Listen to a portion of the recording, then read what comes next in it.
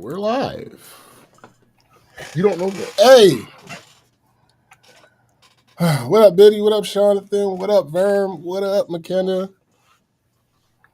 What's going on? Hello, greetings, all. What I'm going to need to do. Salutations. Greetings and salutations. What I'm going to need to do is for a quick second, leave, hold the foot down. You broke it. How do you break it already? How do you break it as soon as we get on here? We were literally just talking about nothing. And he could have done what it is that he needed to do at that point in time. But no, he decided to wait until we went live so that he can leave me on here by myself. So we have a lot to talk about today. I kind of wanted to do this thing. We've kind of like soft tested it already, and I kind of prefer doing it that way for the topic.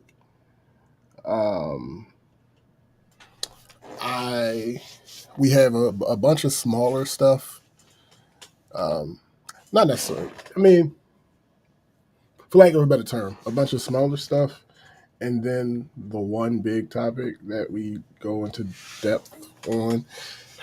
I think that will help with being able to distribute content because of all the stuff with the website and all that, and articles and all that other good stuff. I believe that the first new articles should be coming this week.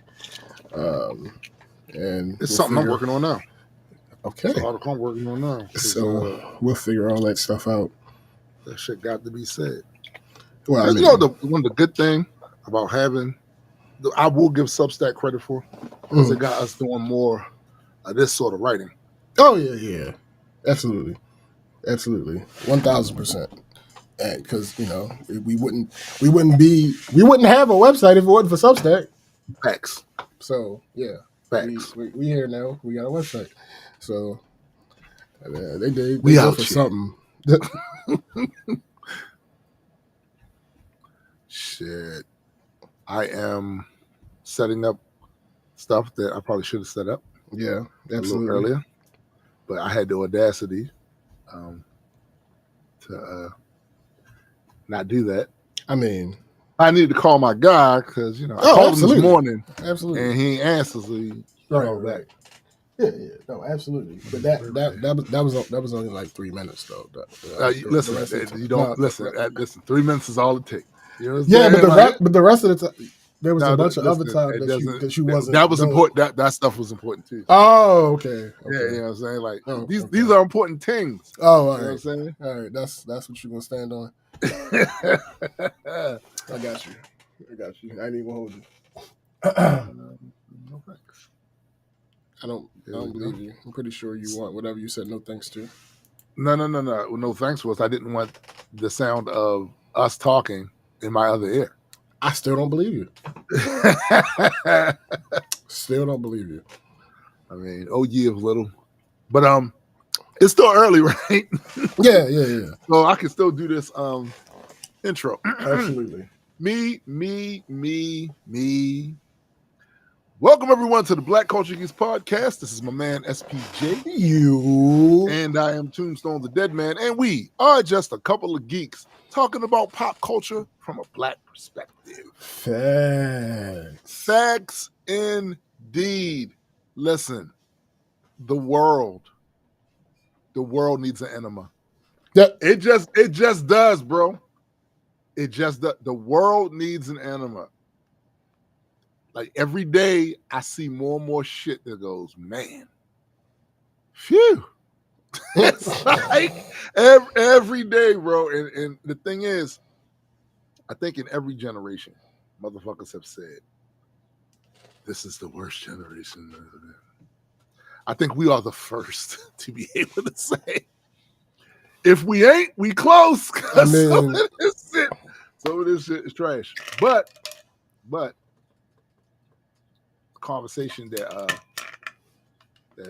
me and my daughter had earlier today was, if you think about it, try to name another period of time for some of us where it was better, because you can always find things from back then that was ass and you wouldn't have wanted to deal with. You know what I'm saying? Like that part.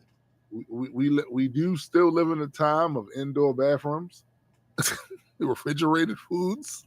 Like there was a time. Did y'all know that there was a time when everybody ate organic? I mean, they was still dying at 30. There was no other option. Right. It was still dying at 30. So, like, listen, all things being even, sometimes you do got to take a little bit of time out, put the complaining on hold for a second, and say, you know what?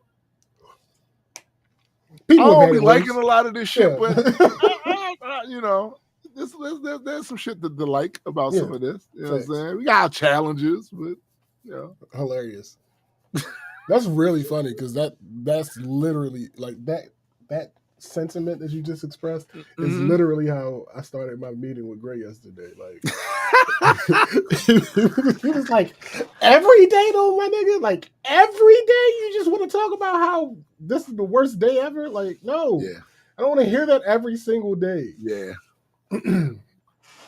It's a whole thing. Like I said, man, look, I get it, right? And also a lot of this has to do with a certain amount of privilege. There are places in the world where it is literally apocalypse now. Yeah. Right? Yeah. Literally apocalypse now. So from them, I can certainly understand, and there's some individual cases here, even in what they consider the first world, there's some individual cases here where, yes, I can hear from this person right here because they got it kind of fucked up. But like I said, man, most of us have no idea what it's like to not have an indoor bathroom, to not have running water. As much as I love nature, and I do, because I live near it, I could certainly see how difficult that shit would be if we didn't have these little oases of human civilization, right?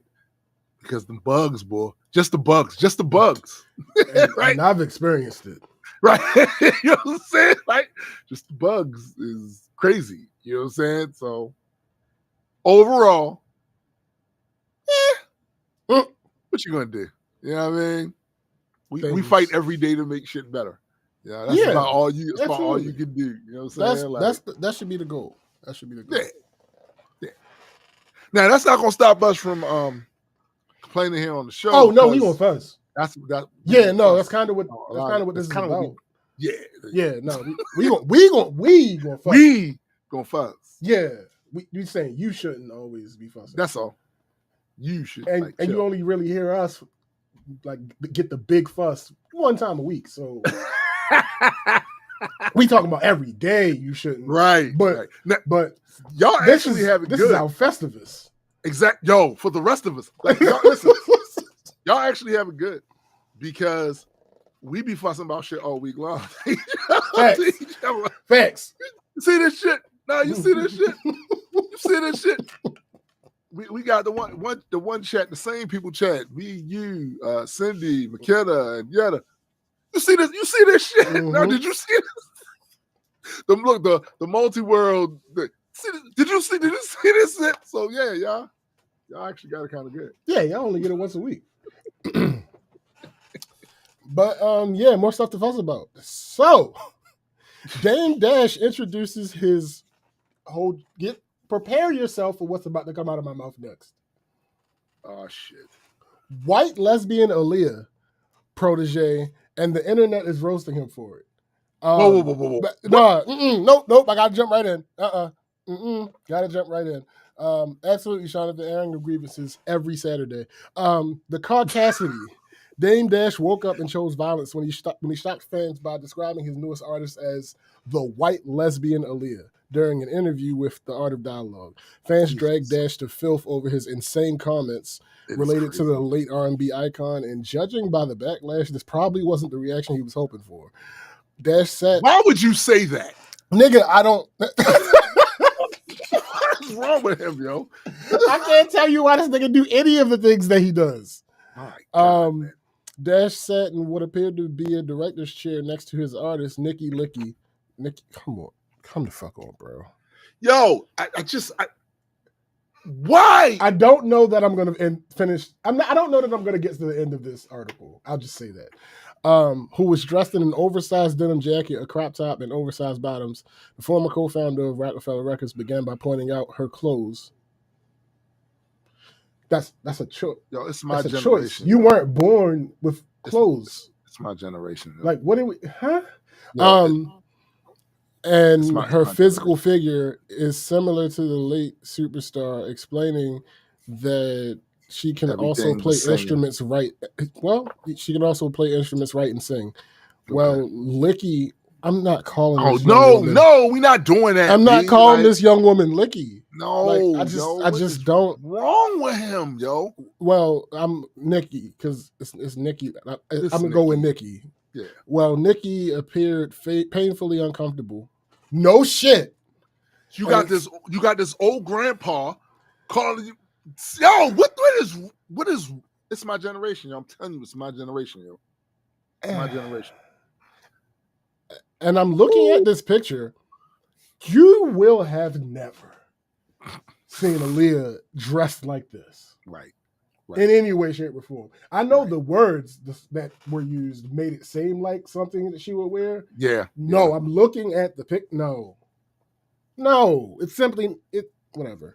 That shit is crazy.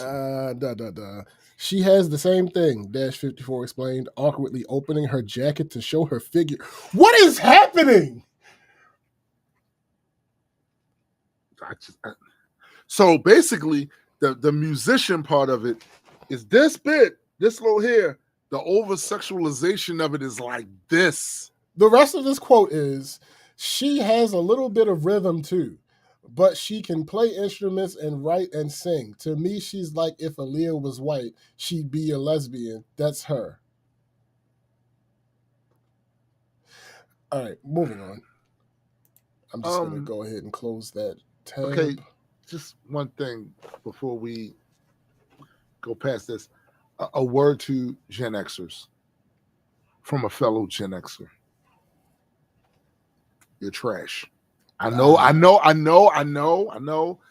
You like to position yourself as in between the stuff you don't like. We ain't like what the boomers did. We don't like what the millennials and the zennials did. We right here. Don't mess with. I get that. I understand the positioning you're trying to. It's not true though. It's not true. We were crack babies. You know the problem. The biggest problem with all of this. That's specific to the situation. So not the misogyny, because it's not specific to the situation, right? Mm-hmm. Not the over-sexualization of younger women, because again, that's not specific to the situation. It's, sir, Aaliyah wasn't your artist. Aaliyah was your lover. So for you to this rings very worrisome, bro. Yeah, like it. The fact that you have so little awareness of how absolutely disgusting this shit is. Nigga, what do you mean? I'm glad I didn't see the video, because what do you mean he opened her jacket to reveal her figure? What are we? Yo, I just. Bro, he has earned every bit of ridicule that he's gotten over the years just by this. Just by this. Every bit of ridicule. You've earned it from this. Like, what the fuck? How detached are you? Seriously, to think that that's the way you want to present this new artist. Or better yet, how do you think your idea of how the young people are today is really fucked up. If you think you was appealing to them doing that.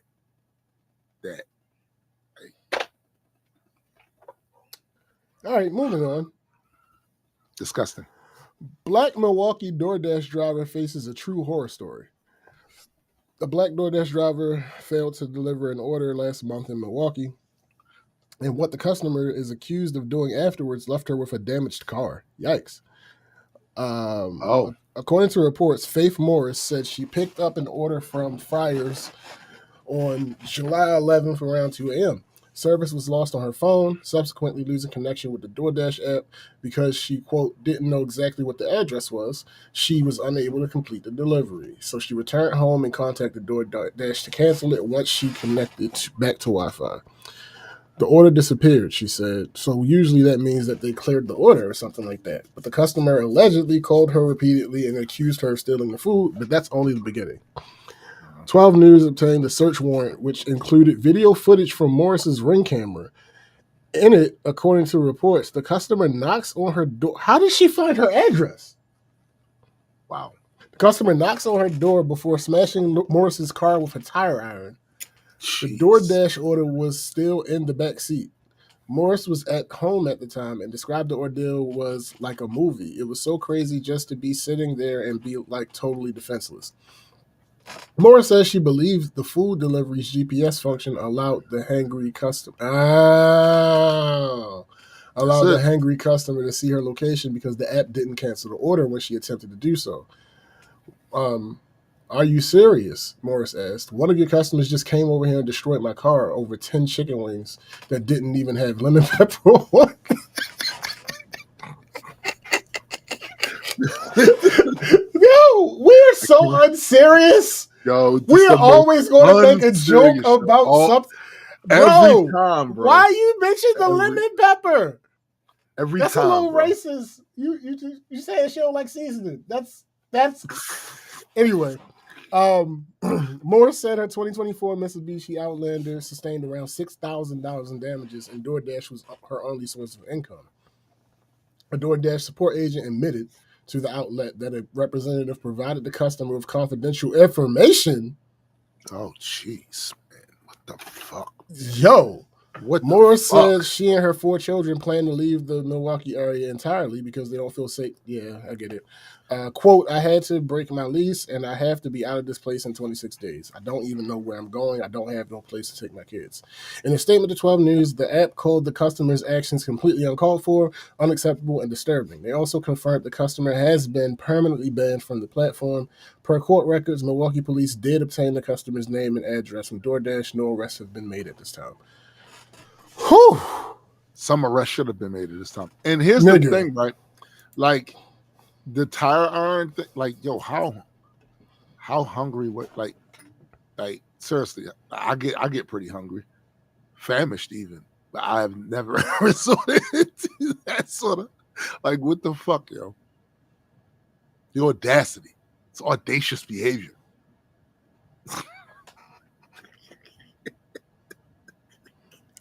I just don't. There's no other way to explain it. No, and what's funny is we just spent a few minutes before the show came on talking about this is really the best time to, and then y'all motherfuckers run out here to do this. What the fuck? Oh my goodness, yo. So to be clear, to tally up, we got this old nigga out here with some young woman showing her body off and barely mentioning the music talent. Mm-hmm. But everything else is about sexualizing her sexual orientation, all of that. And then we got somebody else out here essentially tracking down and destroying the property. Apparently with help of a customer service representative. Yo. All I can imagine is they had beef. Like the people that work there, like the dispatch, whatever. I can't stand it. I gotta say it anyway. Yeah, go get her. Yo, that is crazy. That's absolutely insane. Yo, Verm say people are misanthrope. I mean, I don't recommend people in for long periods of time. I don't. Not at all. In fact, I don't know how the fuck you and Chrissy gonna do it. I On mean, the 11th. I mean, I know these are all your loved ones and shit, but that means nothing. they still people. Correct. That part. Jeez. McKinnon said, how is it that the tech center of the world, U.S. apps, are such shit at things like privacy and Colombia's apps are better? I mean, that's a great question. There's a clear answer. It needs to be studied. There's a clear answer. Clearly, the U.S. doesn't care about things like that. No, that's the answer, because they could do it if they wanted to. They could 100% do it. Absolutely. All right, everybody in this country could eat. If they gave a fuck. Nigga, facts. If they gave a fuck. Facts. Next. Woman from Usher Cherry video speaks out on $20 million lawsuit against Shannon Sharp. Oh, Uncle Shay. Uncle Shay. You just... I don't even know if I can call him uncle, because I think I'm older than him. No, you're right. No, still. I mean, people have uncles and aunts that are younger than them. That's true. And besides, I've been calling niggas younger than me Uncle such and such for a minute. Yeah, so, that's true. I don't know how to pronounce her name. And I feel like it would be... I feel like it's disrespectful not to, but it's also disrespectful to try. So, I'm going to do it once. Okay. Jimalita? Yep, that's what we're going to go with. Tell me, with that. The woman suing Shannon Sharp and his Nightcap podcast co-host Shadow Josinko is speaking out in a new interview since filing the shocking suit. And trust what I say, she's not holding back on how she feels. If you remember, we told you about a week ago that popular podcast hosts were hit with a $20 million lawsuit from Tillman. The woman who went viral earlier in the summer for a super sexy cherry moment with Usher at his concert in the UK.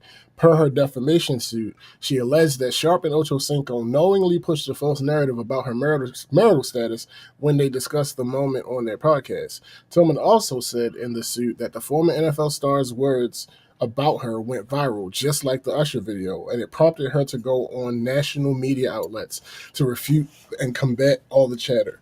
She also claimed she tried to reach out to them in their platform to get them to correct their narrative, but her efforts were disregarded, and they allegedly kept pushing the story of her faux divorce. As a result, Tillman claims she's endured significant harm to her character and reputation, emotional distress, and adverse effects on her personal and professional relationships, and now she's going on the record about it.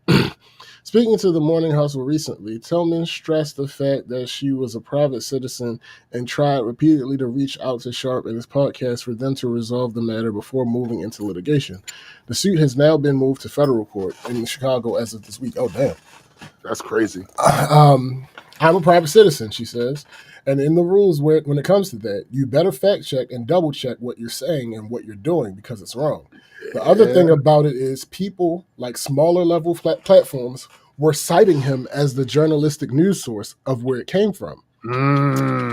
She went on to say that her issue isn't personally with Sharp or Ocho Cinco, but rather with the spread of misinformation and the lack of journalistic ethics.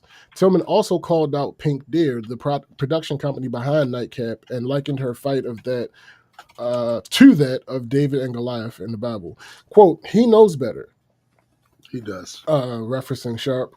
He does. You should be able to double check what you're saying.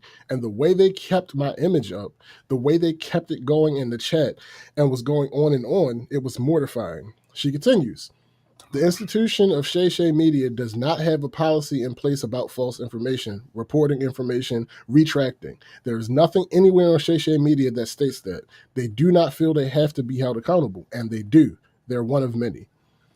What's more is that Tillman added that the narrative Sharp and Ocho Cinco pushed were causing an issue with her work in arts advocacy and homeschooling.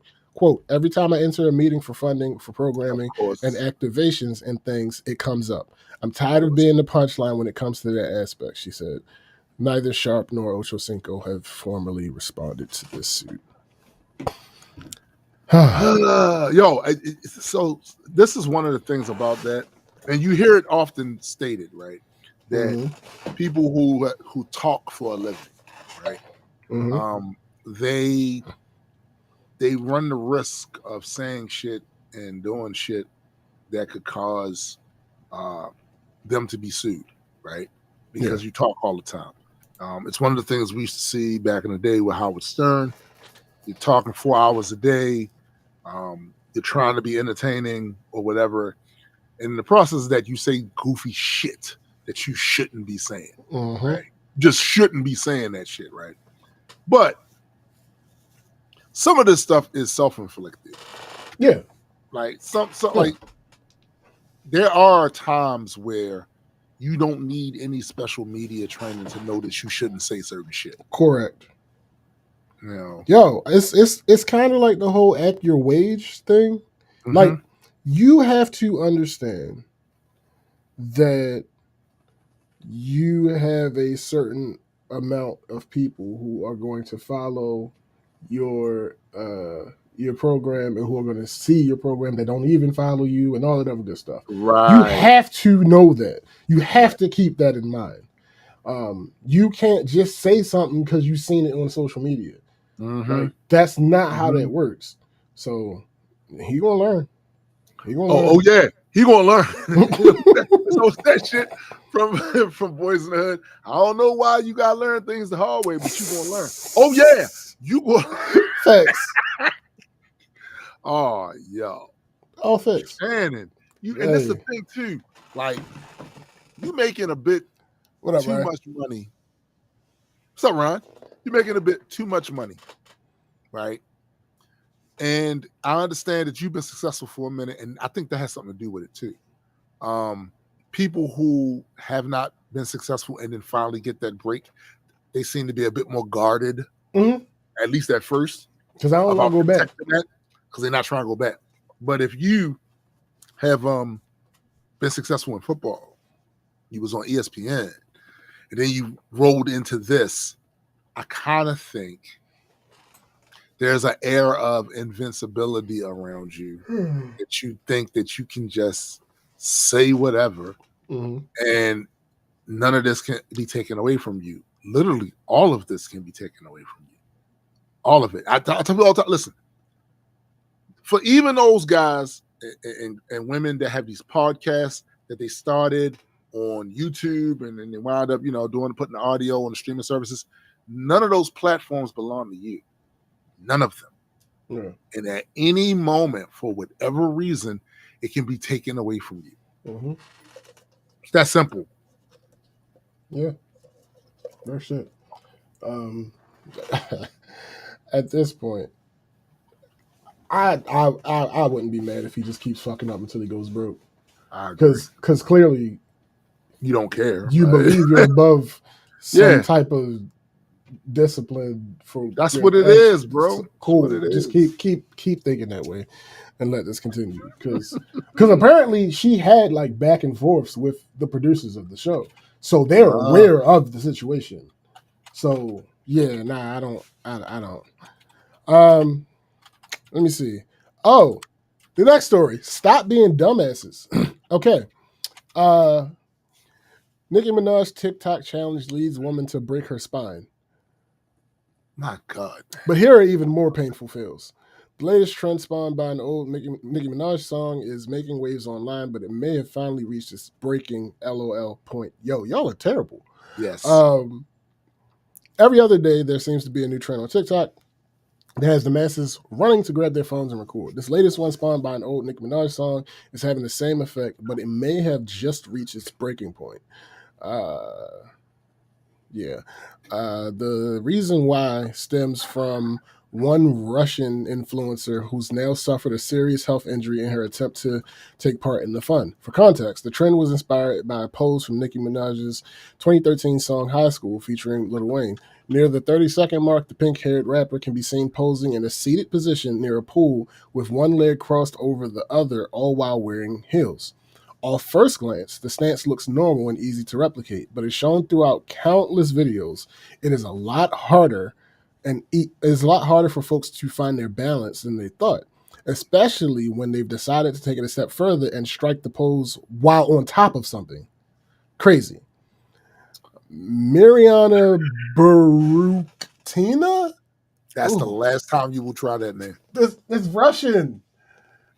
They all hard, and I don't mean difficult. Like the words punch you. Like that's because there's a bunch of consonants. Yeah, bro. Barutina? Who the fuck? Anyway, She learned the hard way when she tried her hand at the challenge. Choosing to do the pose, listen to what the fuck this idiot tried to do. Choosing to do the pose on top of a bottle of baby formula. Wait.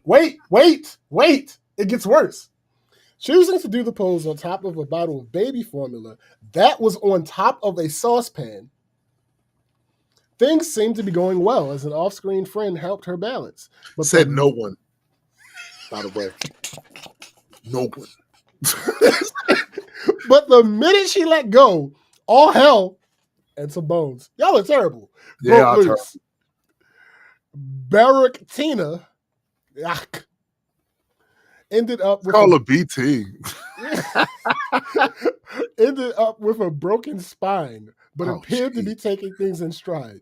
Quote, I decided to start blogging the first concert shooting, and here I am leaving the doctor diagnosed with a TH9 compression, bending, uncomplicated fracture of the body. Fuck.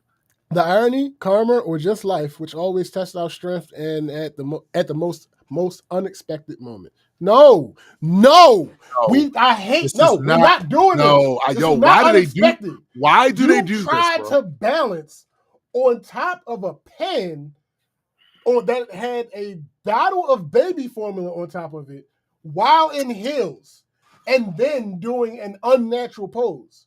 That's not unexpected that you fell. Yo, what the fuck are we even talking about right now? Jeez, man. I have anger. I get it. I'm not reading the rest of this. I'm gonna go ahead and close this tab. Moving on. BET CEO announces an indefinite pause of the Soul Train and Hip Hop Awards on TV. I heard. Things are changing over at BET. In a recent interview with Billboard, the Black Entertainment Television Network CEO, Scott Mills, reflected on BET's history and the future of popular programs like the Soul Train Awards and Hip Hop Awards. Quote, for BET Linear, we have suspended the Soul Train and Hip Hop Award shows, but we have a team that's actively thinking about where those award shows might best live as the media climate continues to evolve. They aren't gone. I would say that it's less about them being no longer and more about our team having to reimagine them for this changing media landscape that we find ourselves in. That's it. That's really the whole article.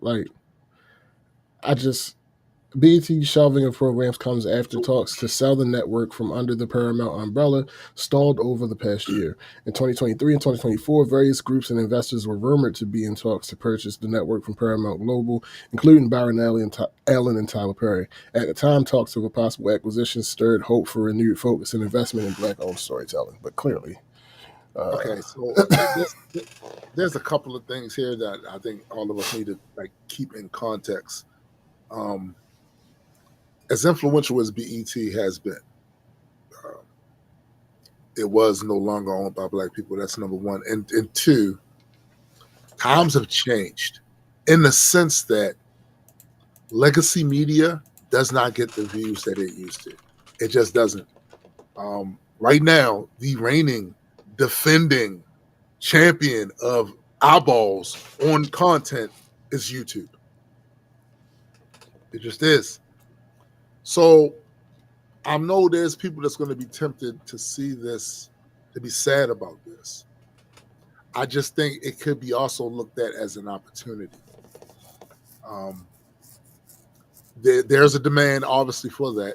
It just takes for somebody to fill that shit, but do it on platforms that are relevant now. I know that's poor comfort to people who look forward to the award shows and all that, but it is what it is. There have been plenty of other forms of content that have gone the way of the dinosaur, over the years. This is too. I don't want my community to feel like, well, since BET's gone, I guess that's me. You could always go check out Multi-World Entertainment. I'm just saying. It's all in how you look at it, right? Yeah. for shits and giggles, because obviously the parent company of BT is Paramount, so it's not black owned. Right. But I was hoping at least that they would have kept the CEO being a person of color, and that answer is incorrect. Scott Mills is a white man, so Yes.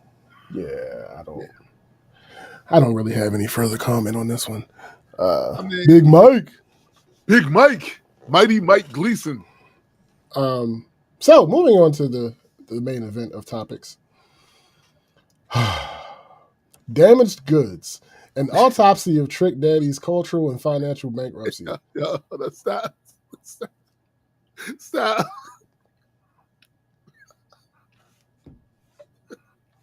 You know why? You know why it's funny every time I hear this nigga's name? Mm. I remember clearly when he first came on the scene. And I remember telling motherfuckers, what? Hilarious. So this is your king? Mm. Him. Yikes. Oh, all right. That's where y'all at? Cool. I'm gonna be over here. Yikes. While y'all over there with that. So when I El hear Talible.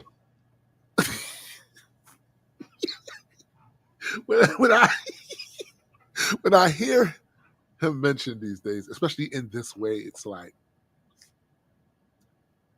y'all really have a hard time listening, don't you? I mean, we'll proceed. You know, it is what it is. I'm not even. I mean, I can't be any more disrespect. Matter of fact, I'm just going to read it. I'm simply going to read it because introduction: the audacity of obsolescence. Yikes. Let me take a drink before I. Yeah, you know what? Need a little sip. And this ain't tea or water. No, it's water. It's water. It's Hennessy now. You're stupid. In the sprawling, unforgiving ecosystem of modern celebrity, relevance is a currency more volatile than any cryptocurrency and more coveted than any precious metal. That's very true. For those whose cultural capital has long since peaked, the fight to remain in the public consciousness can become a desperate, often grotesque spectacle. Jeez. Few embody this struggle more vividly than Maurice Samuel Young. The 51. Yo, this is wild. Yo, they going in. They going in, yo. This is a report. I have never once yet seen a report so vicious. Nigga, they usually try to be unbiased. Nah. This one, they was like, nah, fuck all that. Shit, I lost my. I'll start that sentence over. Okay. Few embody this struggle more vividly than Maurice Samuel Young, the 51-year-old Miami rapper known as Trick Daddy. In a recent interview, he offered a pronouncement that was less a controversial opinion and more a desperate cry from the void of cultural obsolescence. From the void, yo, a cry from the void. Yo. Jeez. With the exception of you and maybe 2 or 3 other women, right? He declared, I'm not attracted to no women over 35 years old. His reasoning was as revealing as it was insulting. These women, he claimed, are, quote, damaged goods. Their, quote, standards are too high, and they are too, quote, emotional. These are not the words of a man sharing a simple preference. They are the incoherent ramblings of a culturally obsolete figure projecting his own profound failings onto the very demographic that has outpaced him in every meaningful metric of success and stability. Nigga! Yo, why are they ethering this man? No, he deserves it. No, but this has to happen to him. Yo, Chris, he's only 51. I know. Here's the thing. I be forgetting that I'm older than some of these niggas. I really do. I be forgetting. Yo, no, he need to have this. They need to eat his ass through the Gore-Tex. He has earned this. He has earned this, bro. This report will conduct a forensic examination of Trick Daddy's public persona, arguing a multi-pronged thesis that his persistent, Virulent misogyny is not a mere character flaw, but a calculated, albeit crude, strategy for relevance, fueled by a well-documented state of financial desperation. His repeat attacks on women, particularly successful, mature black women, are a direct psychological projection of his own profound personal, professional, and financial damage. The public persona he has cultivated for decades, one built on a foundation of thug authenticity, will be exposed as intellectually and morally ugly. That doesn't take much. That doesn't take much to do. A hollow facade crumbling under the immense weight of its own hypocrisy. This analysis will proceed in 3 parts. First, it will systematically refute his fallacious claims about women over 35 with overwhelming empirical evidence. Second, it will perform an anatomy of his... I've never seen that word. Characterological? That's a new one on the kid. I've never seen that word before. Okay, we'll go with that. His characterological ugliness, moving beyond... Oh. That was an attack. They cooking.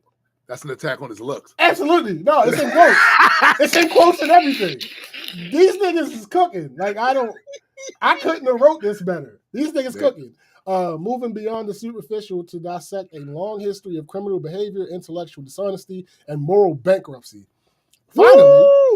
Finally, it will conduct a forensic accounting of his ruinous finances, exposing the ultimate tragic irony of a man known as Trick Daddy Dollars, who has nothing left to offer but the very controversy he generates at the expense of others. Yo, Chrissy said, sounds like honesty to me. I mean, God damn.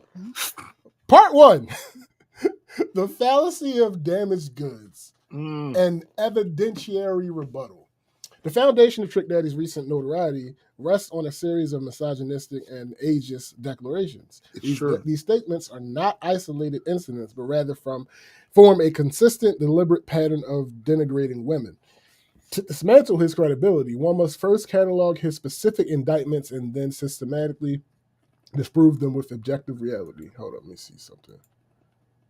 Oh, no, I didn't mean to do that. Crap. All this is about to go away. It's about to break. Come back. Come back. I'm just going to keep reading until it goes away. Because maybe that's not what's happening. It's just there's something happening. I think that's what's happening. 1.1, the indictment, a catalog of contempt. Trick Daddy's public animus towards women is a matter of extensive public record. It went away. Yeah. It went away. But I can still... No, I can still... Oh, can I still? I cannot still. Hold on. Give me a second. I got to open it in a new window. I mean, if all we're doing now is insulting Trick Daddy, he can handle it. But that's his own problem. I'm fairly... All right, I got it back up. All right. Where we at? 1-1. Trick Daddy's public animus towards women is a matter of extensive public record marked by 2 particularly infamous episodes. The most recent and the catalyst for current outrage occurred during an interview on the Nene Leakes show. After admitting to being a, quote, very whorish man, the 51-year-old rapper laid out his dating philosophy. He proclaimed his lack of attraction to women over 35, asserting that their standards are too high, they're too emotional, and most damningly, they are damaged goods from y'all past relationships. This single rant encapsulates a worldview that pathologizes female maturity, experience, and self-worth. However, this was merely an echo of a previous equally venomous tirade. In 2016, he took to Instagram to issue a public edict that black women needed to tighten up, and he claimed that Spanish and white hoes were becoming finer by the day, while black women were uselessly spending money on cosmetic surgery and makeup just to go to a local club. In his narrative, he reduced the value of black women to a single domestic skill, stating that if other women learn how to fry chicken, you hoes is useless. The comments were so egregious that they earned him Donkey of the Day award on The Breakfast Club, cementing his reputation for public misogyny. What up, free thinker? What's up, free thinker? Chrissy said, but he looks like a damaged good. Like, not even just damage. Like it sat on the shelf too long. Oh my God. Okay. What elevates these indictments from mere gaffes to a calculated ideology is his defiant lack of Ruined. remorse.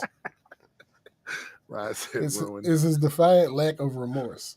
When given the opportunity to clarify his 2016 Tighten Up comments, he doubled down. In a subsequent interview, he stated, "I don't have to apologize to black women because they work." What? I don't know what the fuck that was. I don't have to apologize to black women because they work and are at home taking care of their kids. As far as hoes, oh, I get what he's doing.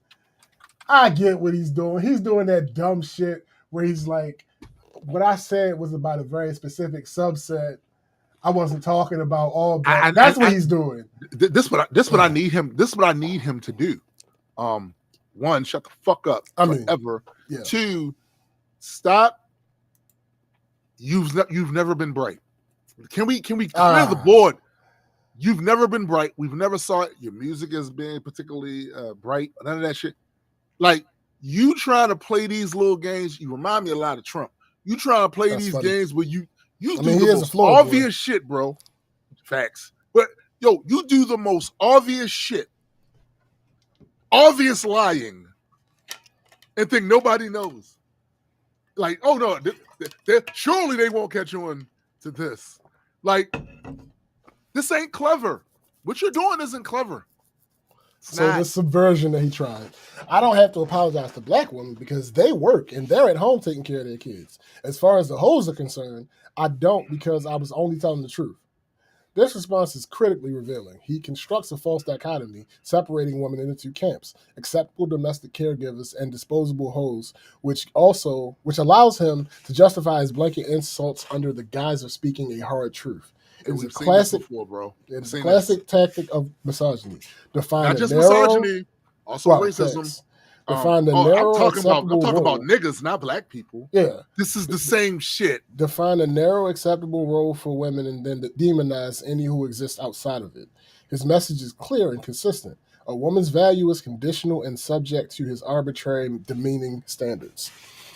Trick Daddy's assertion that women over 35 are damaged goods is not just offensive. It is a claim that is spectacularly and demonstrably false. The reality, supported by a wealth of data, is that women in this age demographic are not in decline, but are often entering their period of greatest personal and professional ascendancy. His worldview is a relic, completely detached from the modern landscape of female achievement. Contrary to being damaged, women in their mid-30s and beyond women in their mid-30s and beyond are proving to be formidable economic and creative forces. Research into entrepreneurship reveals that age and experience are critical assets. A comprehensive study of 2.7 million company founders found that the average age of a founder at the time of a company's creation was 41.9 years. The same research indicated that a 35-year-old is 3 times more likely to found a successful startup than a 22-year-old. Further analysis by researchers at the MIT Sloan School of Management identified the mean age among founders of the fastest growing new ventures as 45. This is the age of peak innovation and execution, not decline. This statistical reality is embodied in the careers of countless prominent women who found their greatest success well after the age of 35. Actress Viola Davis received her first Oscar nomination for a single powerful scene in the film Doubt at age 44, launching her into the stratosphere of Hollywood's elite. Anna Wintour became the editor-in-chief of American Vogue at 39, redefining the fashion industry for decades to come. Designer Vivienne Westwood, a school teacher until age 30, held her first seminal catwalk show at 40, bringing punk into the mainstream and building a global fashion empire. These are not outliers. They are emblematic of a broader truth that Trick Daddy's perspective entirely misses. Experience, wisdom, and a refined sense of purpose are the ingredients for profound success, and these are qualities that are cultivated over time. His antiquated views are rooted in a patriarchal framework where a woman's value is narrowly defined by her youth and male desire and marriageability. Yep. This perspective willfully ignores the evolution of a woman's life, where the accumulation of experience leads to not damage, but enhanced negotiation skills, emotional resilience, and a clearer understanding of one's own desires and passions.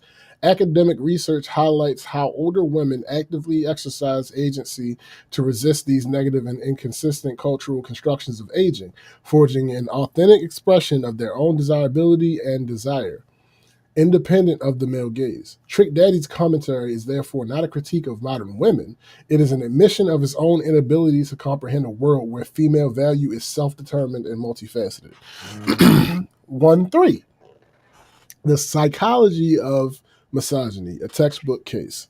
Trick Daddy's behavior aligns with startling precision to the clinical traits of a misogynist, an individual harboring a typically unconscious hatred of women, often stemming from early life trauma. His public actions serve as a case study in this destructive psychology. Misogynists often exhibit a Jekyll and Hyde personality, capable of switching rapidly from charismatic to rude. This pattern is evident in his actions. For instance, after comedian Jess Hilarious announced her pregnancy, he posted a video that he likely intended as a joke, but which contained the line, "You better hope that baby ain't ugly when it come out." Hilarious herself described the comment as disrespectful, noting that while she believes he has respect for her, the remark crossed the line. This inability to gauge the impact of his words, particularly when directed at women, is a hallmark of the pattern. His public his public conduct is also consistently grandiose, cocky, controlling, and self centered. His sweeping pronouncements about entire demographics of women are the very definition of grandiosity. Furthermore, the misogynist is often extremely competitive, especially with women, feeling diminished by their success. This trait manifests clearly in his bizarre, unfounded, and relentless attacks on Beyonce, one of the most successful and powerful women in the world. He has claimed on a public forum that she can't sing and don't write music. These comments are so toxic that his longtime collaborator, Trina, has repeatedly and publicly distanced herself from him, declaring her unwavering support for Beyonce and underscoring the isolating nature of his rhetoric. It is not a coincidence that his most pointed criticisms are reserved for a woman whose Yep. success dwarfs his own into Yes. insignificance. This Yes. behavior can often be traced back to a formative trauma, and Trick Daddy's own history, growing up with a pimp for a father and being incarcerated for attempted murder at age 20, provides a plausible, though not excusable, context Right. for the development of such deep-seated issues. This behavior, however, is not merely a psychological tic. It functions as a core component of his survival strategy in the modern media landscape. A clear pattern has emerged over the last decade, a period coinciding with his musical career becoming largely dormant. His last official studio album was released in 2009, and his income is now primarily derived from reality television appearances, club right. walkthroughs, and a dwindling touring schedule. In the absence of hit records, he generates headlines through a predictable cycle of provocation. He targets unimpeachable figures like Beyonce, entire groups of women over 35, entire groups like women over 35, Mm-hmm. or stirs controversy on sensitive topics like the term African American. Each inflammatory statement predictably ignites a firestorm of media coverage, social media backlash, and a subsequent round of interviews where he's given a platform to clarify or double down, thereby extending his time in the spotlight. This is not a series of unfortunate gaffes. It is a deliberate, if unsophisticated, media strategy. His misogyny is the product. Controversy is the commodity he markets to maintain a precarious foothold of relevance, and women are the collateral damage in his desperate bid to be seen. Yikes. Hold on. Yo, listen, and this is the part about it where we take the macro view, right? He's not alone. This thing here has become an business model for a lot of you podcasters, a lot of you streamers. This is a business model. Y'all say shit that you know goddamn well is trash and incendiary and going to get you some attention on your platform. Ironically, though, you doing that brings down the discourse of the entire society because you have so many people watching your shit. So many people watching shit. And then what we wind up saying is other motherfuckers inevitably mimicking you because they say, well, this person's successful and they talk like that. one of the things I out and out reject is the notion that when people say shit like that, they don't really mean it. They saying it. The fact that you could even form your fucking lips, Yeah, to say say that some of publicly. it already tells me about your character. Yep. Like, I don't know how you think that protects the person when you say that, because it doesn't. Because if they're doing that specifically because they think they're going to get a bunch of money out of it, that's not a good character trait either. I don't know why No. you're using that to defend them. At that point, it doesn't matter if they really believe it or not. They said it. It had the impact of somebody who did mean it, probably more so because the particular platform they have affords them the attention of sometimes millions of people. And then on top of that, because journalism now is so trash that they'll make this a story. So now more people will get to see it. And by the way, the disagreement towards it, they want all of that. That's what they want. And here's the problem. If we don't speak out and say nothing, then the counter view isn't out there. Okay. Right?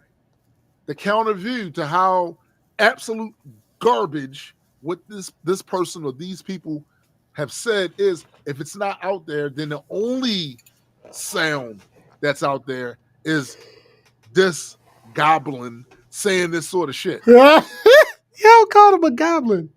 Yo, it's it visually tracks. There are times when it is literally embarrassing to tell people I have a podcast, not because of anything we do. Facts. But because y'all and the that expectation. Part, so much that. Y'all must be so much that. No, not them. No, not them. That wasn't us.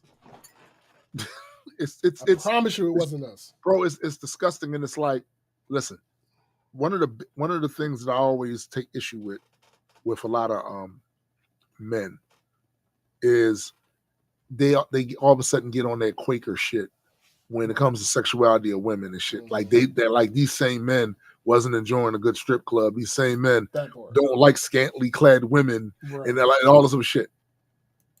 If you're going to be puritanical about some shit, this is the shit to be puritanical about. This motherfucker saying shit like this. Like, yo, seriously, this shows poor character.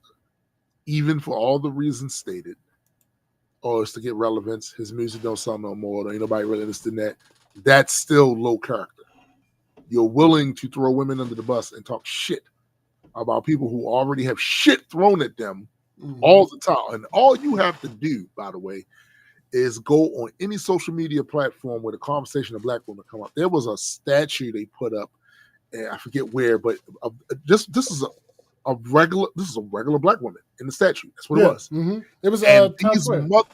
Times Square. And these motherfuckers took so much offense to that with a mere image. And that knee-jerk reaction is also cultivated by a lot of different aspects of entertainment that has chosen them as a target to dump all kinds of negative shit on. Oh, they don't be doing this. They don't be doing that. It's like we talked about a little while ago. We was talking about the actual crime statistic numbers in regards to population density, right? Where they will take these small percentages of people that do this shit and then color the entire group with it. It's the same shit they do with women. There's a percentage of women that do certain type of things. Oh, this must be all of them. This is how this is y'all morality. No, that's them. And one other thing. I saw this shit the other day and I had to laugh. Hush. That's hilarious. That's hilarious. So the other thing, I heard the phrase whole culture used the other day, and I had to laugh. Like, the people that I saw using it are people I know, people I grew up with. You got a problem with whole culture? Yeah. Do you? Or are you virtue signaling for an internet audience to make yourself seem like you aren't the person. Look, y'all know several times on this show, I have stated for the record, I have not always been who I am now. Mm-hmm. These people try to hide that shit and then build this new persona. This new persona about, oh yes, I'm upright, standing citizen. I mean, deaf to whole culture. You wasn't saying that down Eldorados back in 1995, nigga. Hilarious. You wasn't saying that then. Hilarious. Let's check your browser. Let's check your search history. Oh, you oppose the whole culture, huh? Yo, you have no idea how many times I'll be on Instagram and a profile of a woman who may be a little scantily clad from time to time will pop up, and you go to the profile and you see followed by this person, followed by this person, followed by this person. It's like, oh, okay, I see y'all. Yeah. I see y'all. Y'all don't know this person. Yeah. There's a reason you following them. I see y'all. I'm just saying. Mighty Mike says, it's one thing I love about my son. He makes fun of men saying ass things on the podcast. His view of it is, why don't you find a skill? Software dev is fun. No, instead, you sit around and say some shitty opinion and make easy money. Yeah, like at the end of the day, they have to start being attacked. Mm. They do. And use the same a tone that they use when they attack other people with that shit. Like, they need to be attacked. You guys are not above reproach. You sitting on here on these shows in front of these cameras and you manage to squeak yourself out of living. Hey, you know me, I'm the first one to tell you. Work culture should not be defined simply by you had to go somewhere and sitting there for 8 hours and do whatever. Nah, work culture evolves. Yeah. That said, if the way you make your money is getting on there and talking down on whole groups of motherfucking people and overgeneralizing whole groups of people with nary a sense of a responsibility that you should be at least fact checking, you should at least be saying some, like something. Yeah. Then you are in no position to act like you above anybody. And that's how they be coming off. Look, a lot of these guys, I'm keeping it real with you. A lot of these guys ain't really had no women growing up. They didn't. And if they have them now, it's because of the success they found now. Because there's always going to be people that's going to chase the successful, right? That's going to be a priority. It's always been that way. It's always going to be that way, right? Fair. So if they have that now, think about this. Your personality was so trash back when you was younger that you couldn't get a woman to be interested in you. And now that you have this money from the streaming and all that other stuff, you have some women interested in you. Think about the type of woman that's interested in you now. So, right. So now you're judging every woman of type of woman that's interested in your toxic ass now. I think people really need to look at themselves sometimes. They really do. Stop acting like you motherfuckers were fucking. First of all, don't sit up here and act like you was the Pope, because we all know popes wasn't shit. So like, let's not. Let's not. Y'all got to chill with that, man. Y'all really do. And until y'all willing to show us your search history, I can't take none of your shit seriously. We got to put deaf the whole culture. Yo, I was there with you in Eldorados, throwing dollars. Mm-hmm. I was there with you. Mm-hmm. Now you saying this. I come from the generation where you walk down the street, you see a girl you like, you holler at her. I watched who you hollered at. I watched what they look like, what they had on. You didn't seem to have a problem with it. You know what I'm saying? You ain't like that. Yo, niggas get real funny when they get older, man. They really do. They get real funny. Absolutely. It's the weirdest thing in the world, but it's It's a part of reality. We understand it to be true. Okay, part 2. An anatomy of ugliness. They talk about that man grill. Get him. The user's directive to portray Trick Daddy as ugly invites an analysis that transcends the physical. While the public's reaction to his commentary has often included visceral critiques of his appearance, the more profound ugliness lies in his character. It is a composite of moral hypocrisy, a violent criminal past, and a performance of willful ignorance that masquerades as authenticity. The reflection in the public mirror, the audacity of the visage.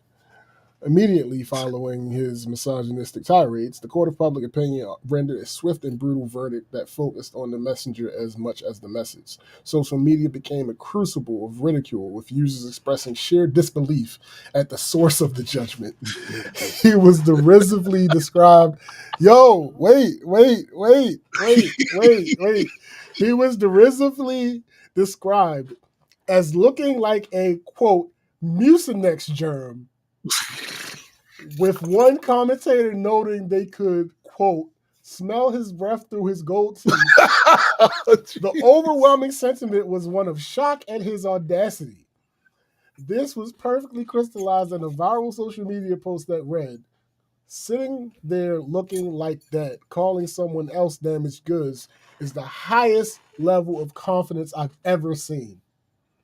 The public instinctively recognized the staggering hypocrisy. This analysis must, with nuance, acknowledge Trick Daddy's long battle with lupus. All right, there they go with the not being biased thing. Okay, finally, because nigga, it was looking like a burial. Trick Daddy's long battle with lupus, a chronic autoimmune disease that he has stated affects his skin. In 2020, after mugshot went viral, he responded to the widespread mockery of his appearance by stating, "Let me get this right. You lie on me, make fun of the fact that I have lupus, and all this just for likes." Yeah, nigga, because the way you anyway. Yo, you know how wild. You have nigga, this was after after your black holes better tighten up statement. So yes, bro, nigga, they making fun of you. What the fuck do you think? Guess what? We not running to your defense. Listen, stop. Hold up. You don't. We're not doing that. We're not doing that, right? We're not doing that. You run out here, use your whole face to say shit about people who ain't said nothing to you just to get clicks. That part. And you think you not going to catch the heat? Nah, nigga. You running around here saying that being facially challenged, the first thing we going to do is talk about you being facially challenged, nigga. You're severely unfortunate faced, my guy. Just saying. Yeah. It's crucial to distinguish between ableist mockery and a critique of hypocrisy. The public's recoil is not aimed at a man suffering from an illness. It is a reaction to the moral dissonance of a man with his own documented invisible struggles, passing such cruel, sweeping, and superficial judgments on millions of women. Exactly. They just said that what we just said the nice way. Yeah, I mean, you sure is. But they just said what we just said. Just nicely. Yeah. Yep. It's nobody is talking about your lupus. Even people that mention your lupus aren't talking about your lupus. Yeah, exactly. That's just not exactly. The ugliness is not in his physical condition. It's in his character of one whom, knowing the pain of being judged by appearance, chooses to inflict that same pain upon others. Yep. The ugliness within the criminal and characterological. I have to see what exactly that means, because this is the second time this word has come up, and it's the second time I've ever seen it in my life. So let me see. Search Google for characterology is the academic study of character, which was prominent in German-speaking countries during the late 19th and early 20th centuries. It is considered a historic branch of personality psychology, which extended into psychoanalysis and sociology. Okay. All right. The surface level hypocrisy is merely a symptom of the much deeper, more ingrained ugliness of character. One documented extensively in court records and public behavior. His life story is not one of a reformed man speaking from a place of wisdom, but of an individual mired in a lifelong pattern of violence and crassness. His criminal record is not that of a youthful offender who made a one-time mistake. It's a violent and sustained history. At just 15 years old, he was arrested for drug and firearm possession. At 20, he was convicted of attempted murder for shooting a man during a street fight and was sent to prison. His adulthood has been punctuated by a series of further arrests, including charges for gun possession, possession of cocaine and a firearm by a convicted felon, and another arrest for DUI and cocaine possession as recently as 2020. This is not the backstory of a misunderstood artist. It is the rap sheet of a man for whom violence and criminality are recurring themes. This criminal ugliness is complemented by a persona of relentless crassness. He engages in public feuds with other artists such as Uncle Murder and Meek Mill. He makes stunningly insensitive comments to his own colleagues, as seen with the Just Hilarious incident. He publicly describes himself as a whorish man and has given graphic interviews about contracting and spreading STDs, even joking about putting his friend's name on a list for the health department to track down. This is not keeping it real. It is a portrait of a character devoid of grace, empathy, or self-awareness. The intellectual ugliness, a performance of ignorance. Perhaps the most insidious aspect of Trick Daddy's public persona is its intellectual ugliness, which is rooted in a profound and weaponized hypocrisy. His entire brand, from his album titles like Thugs R Us to his interview style, is built upon the concept of thug authenticity, a promise to deliver raw, unfiltered, and unvarnished truth. Yet this performance of realness is a shield he uses to protect a core of deep intellectual dishonesty. The first layer of this hypocrisy is aesthetic. He consistently criticizes women for what he perceives as sacrifice. No, that's not what that says. That is not the word that is on the page. He consistently criticizes women for what he perceives as artifice, cosmetic surgery, expensive makeup, and wigs. Yet for the entirety of his public life, his single most defining physical feature has been a set of artificial gold teeth, a cosmetic choice as deliberate and constructed as any he condemns. The second layer is intellectual. He presents his most controversial opinions not as debatable viewpoints, but as simple, self-evident facts.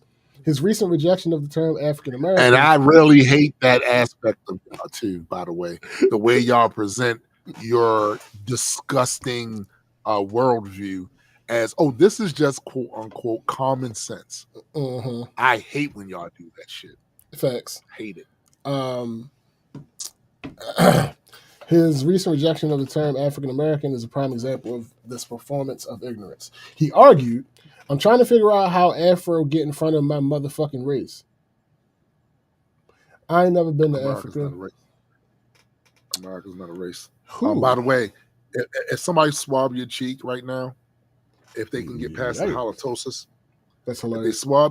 If they swab your cheek right now, and they go and they look at your maternal DNA, especially, what haplogroup you think you're gonna be in? That part. We looking at you too. Right. We can see you, nigga. What haplogroup you think you gonna be? If I was to wager a guess, it's sub-Saharan African. Like, stop the cap! I'm so sick of you. I'm so sick of you niggas, man. I imagine this nigga probably Gullah Geechee or some shit like that. Right. I imagine. I mean, I could be wrong. But it's entirely plausible. Yeah. Fuck out of here. Let me see. I ain't never been to Africa. He bases his entire argument on a foundation of pure solipsistic. Okay. Wow. You throwing out the words. Nigga, I don't. Yes. The words today. Yeah, solipsistic personal experience demonstrating a willful and profound ignorance of the complex historical words. Clearly, ignorance of the complex historical, sociological, and political origins of the term. This is not realness. It's a proud, defiant anti-intellectualism that celebrates a lack of knowledge as a form of authenticity. The third layer is financial. Be wondering though, bro. I do be wondering. What do you motherfuckers think you gain for denying Africa. Ah. So what do you think you gained from that? So let me see if I understand this. Slavery, abuse, shit on, told you not worth nothing. All of these things is part of your history here. So much so that we define our culture through struggle. What do you think you gained by embracing something other than the continent your ancestors came from? What the I don't understand. I'm trying to figure out what do you think? You think you trading up? I'm trying to figure it out. Like, yo, I mean, likely tolerate your black ass here. That part. And you sitting here caping. Caping and capping. I don't get it. The third tier is financial. McKenna said if bro spreading his bad breath everywhere, imagine what else he's spreading. That is hilarious. The third layer is financial. He has publicly postured as a business critic, most notably taking shots at Cash Money Records CEO Birdman for his business practices and questioning whether the label even had a physical office. This critique comes from a man whose own financial life is a documented catastrophe. Right. Like, yo, that is so absurd. You can't do that, bro. Nah, a fact he openly admits to, even bragging that he is the Donald Trump of bankruptcy. All right, so first of all, you're stupid because that's not how that phrase works. Oh my God. That's not how that phrase works. That is not ironic. That is the fact. That is what the thing is. So I'm sure I'm over explaining right now simply because I'm so mad that he tried to do this. This is not how that works. But this is not for our people. They get this. Like, yeah, no, it's not for our people. This is for anybody coming when you say the blank of blank, you're not supposed to be using a true term in those quotes. Donald Trump is the Donald Trump of bankruptcy. Like, what do you mean? Yes. If you said you were the Michael Jordan of bankruptcy, that works because we don't know Michael Jordan for doing bankruptcy. We know him for being the greatest. He's one of the GOATs. Right. So, That's how that would work. You being the Donald Trump of bankruptcy is not a thing because Donald Trump is the Donald Trump of bankruptcy. That would be like you saying you're the Michael Jordan of basketball. Like, no, there's a Michael Jordan already. He is the Michael Jordan of basketball. Yo, and this is the other thing that really, really scuffs my Timbs about these people. You're dumb. You're dumb. You're dumb. And the fact that your dumbass can garner some attention by saying this sort of shit. The fact that self-improvement used to be a thing. Like, there used to be something that people strove to improve themselves. Y'all don't even do that no more. You just, you there already, huh? You there already. Get the fuck out of here, man. Get the fuck out of here. McKenna says, see, connections to Trump again. We all know, and I know I've explained to SPJ and Toon why Trump probably has syphilis and heart failure, etc. from it. Who knows what this guy is? Yeah. I mean, it's McKenna, so I'm not going to argue anyway. But even if it wasn't, I wouldn't be able to argue. I just simply would not be able to argue that point. I'd be like, "Yep, yeah, that's pretty much." The convergence of these hypocrisies reveals the true nature of his ugliness. It is not necessarily located in his appearance, or even solely in his actions. It is in the vast, cavernous chasm between the realness he performs and the deeply inauthentic, contradictory, and hypocritical reality he embodies. Performative realness. God damn. His brand of authenticity is a convenient, self-serving construct that allows him to justify unexamined biases, project his myriad insecurities, and absolve himself of any responsibility for self-reflection or intellectual growth. Part 3. The currency of a bankrupt king. Is this your king? Nigga. This is scathing. I didn't. Well, no, they have to deconstruct him, yo. They have to pull at the thread. I was not familiar with your game. I apologize. Yeah. The final component of the critique against Trick Daddy centers on money. In his world, financial success is the ultimate validator of worth. However, an examination of his financial history reveals a man whose posturing is built on a foundation of ruin.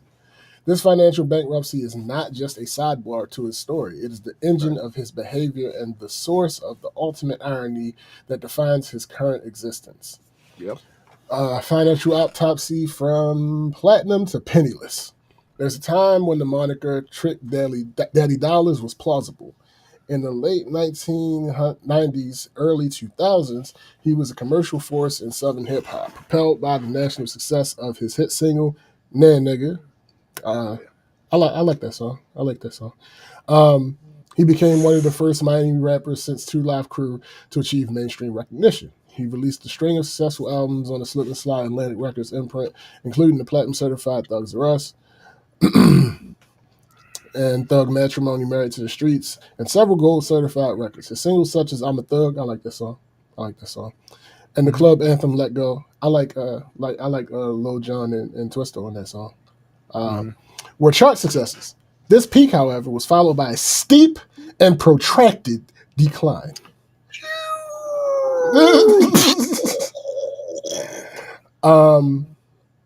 What is it? Who is okay? He left his major label partnership in 2008, and his last studio album, Finally Famous, Born a Thug, Still a Thug, was released independently in 2009 to far less fanfare and commercial impact. Since then, his musical output has been sporadic, and his financial situation has collapsed into a state of perpetual crisis. The chasm between his persona as a successful moneyed figure and his documented reality is staggering. His own statements and court filings paint a picture of complete financial devastation. The following goodness. How are you talking shit to Beyonce? I'm trying to figure that out. Oh, it's simply not a thing. It's simply not a thing. Let's just get to the table. The personal claim, the financial reality. The personal claim, Trick Daddy Dollars, self-anointed moniker. The financial reality, net worth estimated between them. they're clapping back because of the Beyonce. They're doing what you just. It's funny. As I'm reading this, we'll say a thing, and then they later. So net worth estimated between a meager 100,000 and 400,000. Financial critic. Personal claim. Financial critic publicly criticized Birdman's business acumen. The financial reality. Multiple bankruptcies. Filed for Chapter 13 bankruptcy on at least 4 separate occasions. The personal claim. Provider. Ladies' man. A core part of his thug persona. Financial reality. Massive debt. Court filings for 2019 list over 800,000 in liabilities, including approximately 290,000 to the IRS and 57,000 in child support. The persona or claim, successful entrepreneur, promotes a restaurant and cooking spices. Apparently his restaurant was good. I don't know if it's still open or not, but whatever. Who was eating? Listen. Nigga, they didn't know. Niggas ain't know it was Trick Daddy restaurant. He in there breathing all over the food. That don't mean he in there. He don't got to be in there for it to be his restaurant, though. That's true. Financial reality, minimal assets. In one bankruptcy filing, he reported having $0 in his checking account, $1,500 in household goods, and only $150 worth of clothing. His home was underwater, with the mortgage debt exceeding its value. And he lives in Florida, so saying that your home is underwater is... That's crazy. The personal claim, peer to trainer, longtime collaborator and fellow Miami icon. Financial reality, vast wealth disparity. While his net worth is established in the low 6 figures, Trainer is reported to be around $6 million, highlighting his relative financial failure. Yikes. The Donald Trump of bankruptcy. The psychology of projection. This financial ruin is the key that unlocks the psychology behind his misogynistic attacks. His labeling of women over 35 as damaged goods is a textbook case of psychological projection. He is taking the qualities he unconsciously recognizes in himself, failure, inadequacy, and damage, and externalizing them onto an outside group to avoid confronting his own reality. Goddamn. Right. Goddamn. One must simply conduct a brief inventory of Trick Daddy's life to see the source of his projection. He is a man living with a chronic, debilitating illness. His life has been irrevocably damaged by extreme violence and multiple periods of incarceration, including a conviction for attempted murder. His personal history is marred by substance abuse issues and public discussions on sexually transmitted diseases. He is a failed marriage that ended in divorce, and most profoundly, he is in a state of near total financial devastation, having filed for bankruptcy multiple times and carrying immense debts to the government and his own children. By any objective measure, his life is a catalog of damage. His specific complaints about mature women are the most telling part of his psychological confession. He claims their standards are too high and they are too emotional. For a man with his extensive criminal, financial, and personal baggage, a mature, self-sufficient woman with established standards is not a potential partner. She is an existential threat. Her emotional maturity would allow her to see his deep-seated flaws. That's it. And her high standards would rightly preclude any romantic involvement. Yep. His stated preference for younger women is not about an appreciation for youth. It is a thinly veiled desire for what he perceives as naivete, lower standards, and a greater susceptibility to control and manipulation, a common trait among insecure men who feel their own value is diminished. Therefore, his attack on women over 35 is not an observation about them at all. It is a confession about himself. He is not describing damaged goods on the dating market. He is describing what he sees in the mirror every day. Yo! He is describing what he sees in the mirror every day and projecting that image outward as a defense mechanism. In his defense, I'd reject it too. I mean, you're right. How you gonna be facially challenged and then be out here? I mean, conclusion: the last gasp of a bygone era. The public spectacle of Trick Daddy is a case study in cultural and personal decay. A thorough analysis of his words, his history, and his finances leads to a series of inescapable conclusions that validate the public's outrage and align with the critical thesis of this report. He is demonstrably wrong in his assessment of women, a position refuted by overwhelming evidence of their value, resilience, and success, particularly in the very age demographic he chooses to malign. He is profoundly ugly, not just in the superficial sense, but in the deep structural hypocrisy of his character, a moral, ethical, and intellectual ugliness that festers beneath a fraudulent veneer of authenticity. And his only remaining claim to value money is a concept he can only wield with the most tragic and pathetic irony, given the documented catastrophic ruin of his own financial life. The final portrait is that of a relic. Trick Daddy is a ghost from a bygone era of hip-hop, a time when unexamined misogyny and performative ignorance could be mistaken for the realness his brand was built upon. He is now trapped in a feedback loop of his own making. His professional and financial failures fuel a desperate need for attention, which he can only garner through inflammatory controversy, which in turn further cements his status as a cultural pariah. His recent comments are not a viable cultural critique or even a controversial opinion worthy of debate. They are the incoherent, desperate death rattle of a public figure rendered irrelevant by the passage of time, the consequences of his own poor choices, and most poignantly, the advancement of the very women he seeks to demean.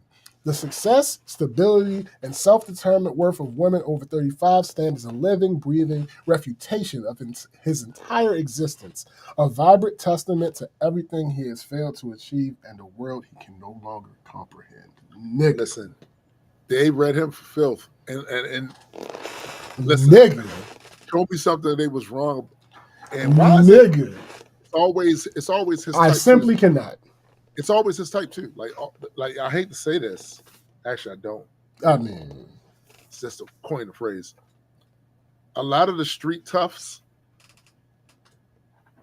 that made a living, as far as in the music industry, on this persona of them being super street, and gangster and all this sort of stuff, you'll find a lot of them have very questionable views on things as they become older. Yeah. Like some of the stuff that they used to rally to defend, uh, certain a form of free speech, being on the cutting edge of what society is. When they get older, you start to see these people for what they are, right?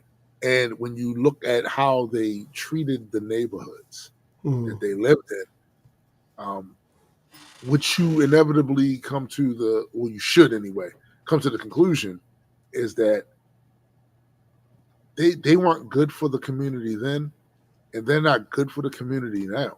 Yeah.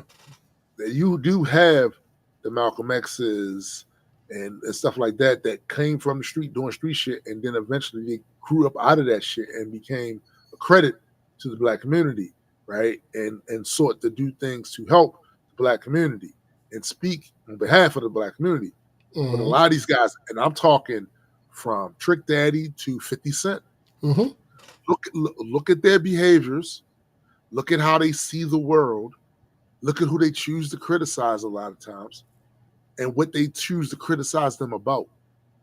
And you can 100% see, of course, this is what you would do, because when you was still in the hood, you wasn't good for us then.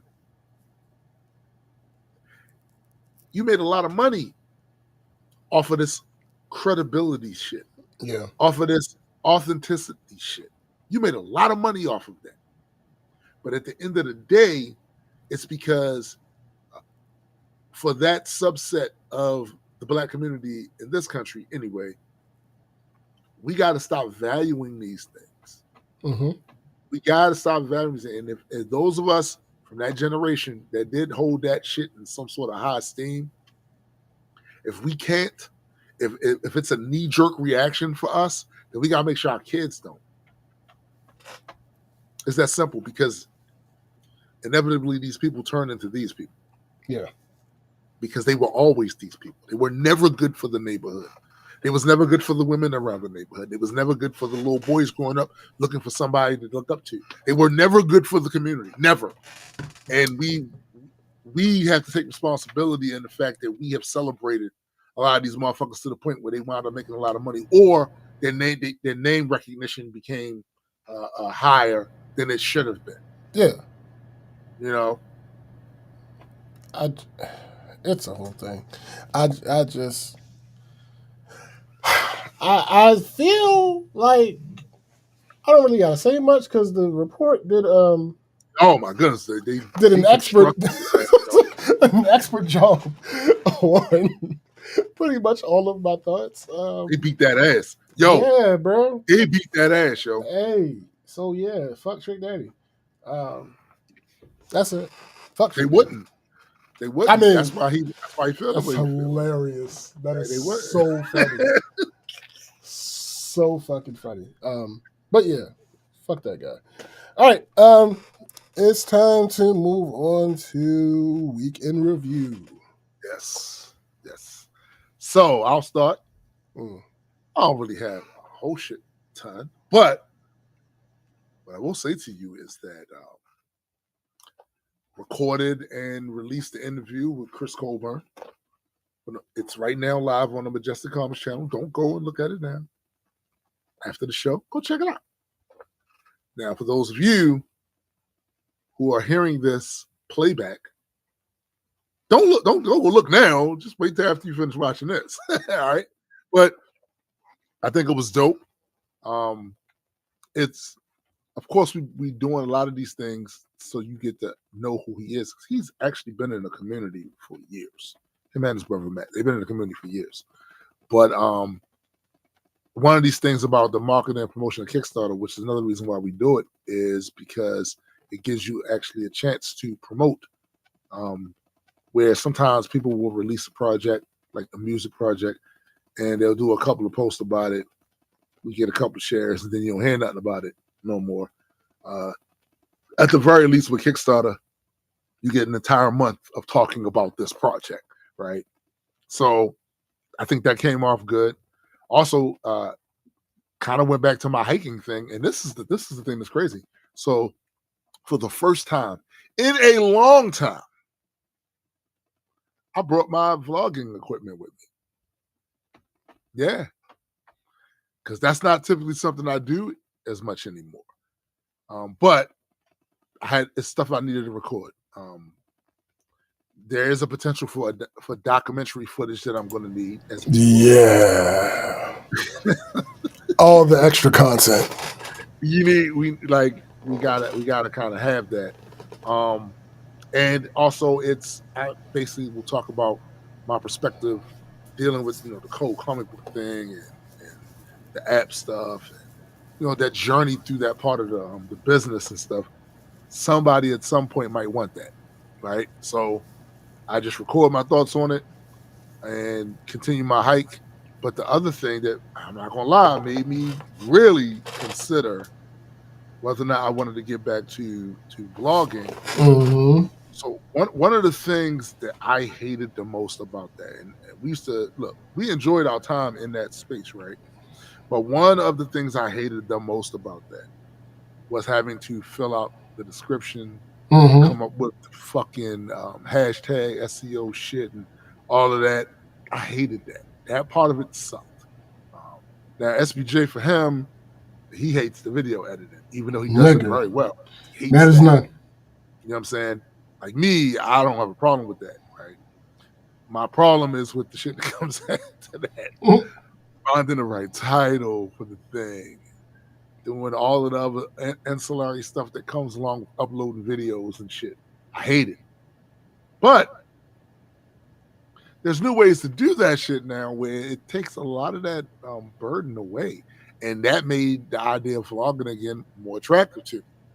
You can literally, those you don't know, you can take your video, you can put it in a specific chat bot. It'll watch the video and then it'll give you ideas for titles, the description, the hashtags, and if it's one of these models that is capable of online search, it literally can find the relevant hashtags that's getting the attention and put it on there. And that's amazing. That to me, that's amazing. So it is entirely possible that while I've been going out this week, I've been also vlogging potentially for my Tombstone channel. Right? It's possible. It's possible. Possible. I wouldn't doubt it. But like also I was pissed because I'm waiting for these motherfuckers to finish this goddamn bridge. Now they got a sign sitting up there that said from May something to August 8th. That bridge was supposed to be done. I go there now.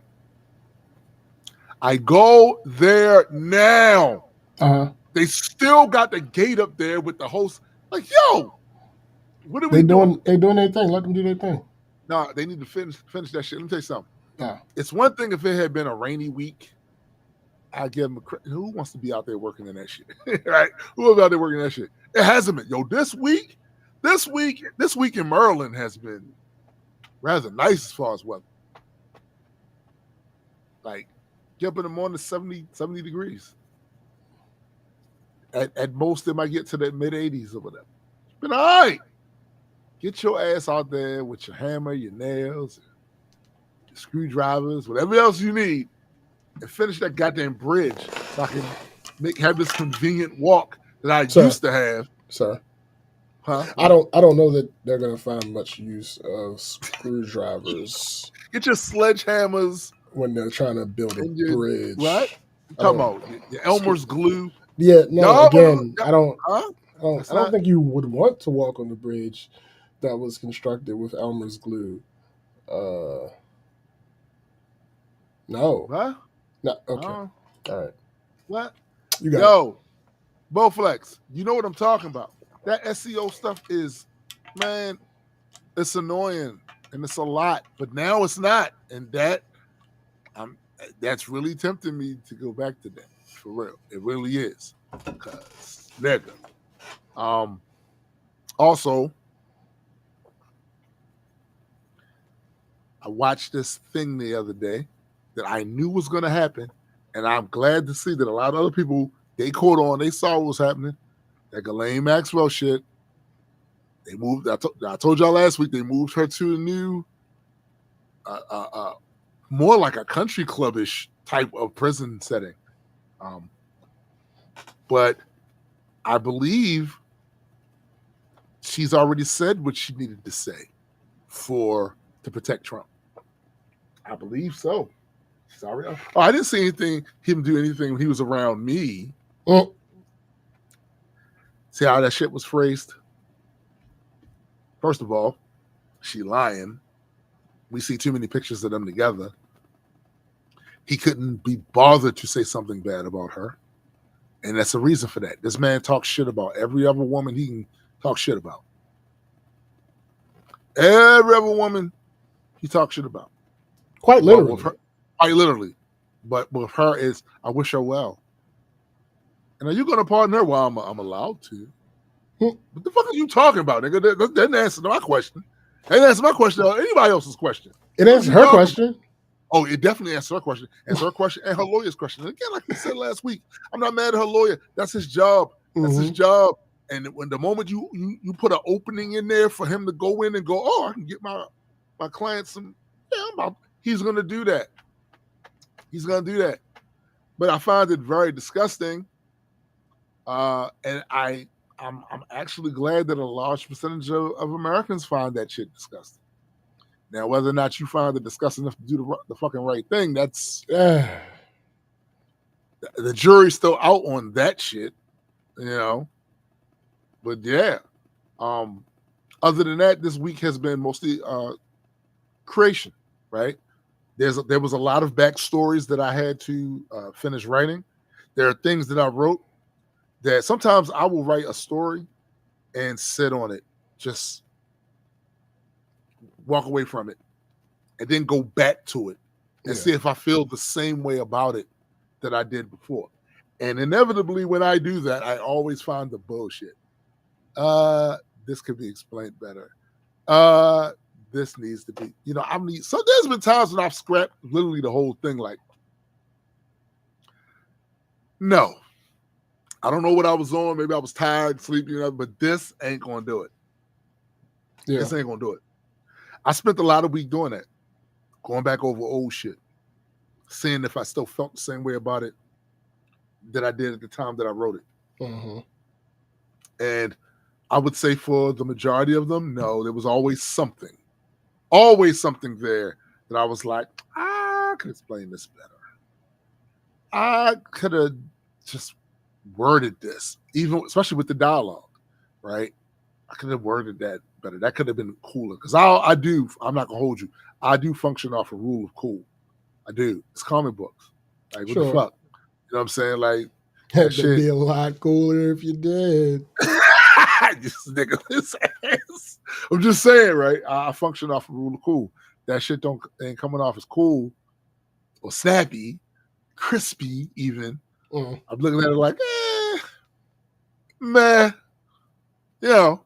Other than that, I've been also writing, I started some articles for the website because we got to keep that content flowing on there because it's ours. That's ours. So without a doubt, that shit has got to be kept up.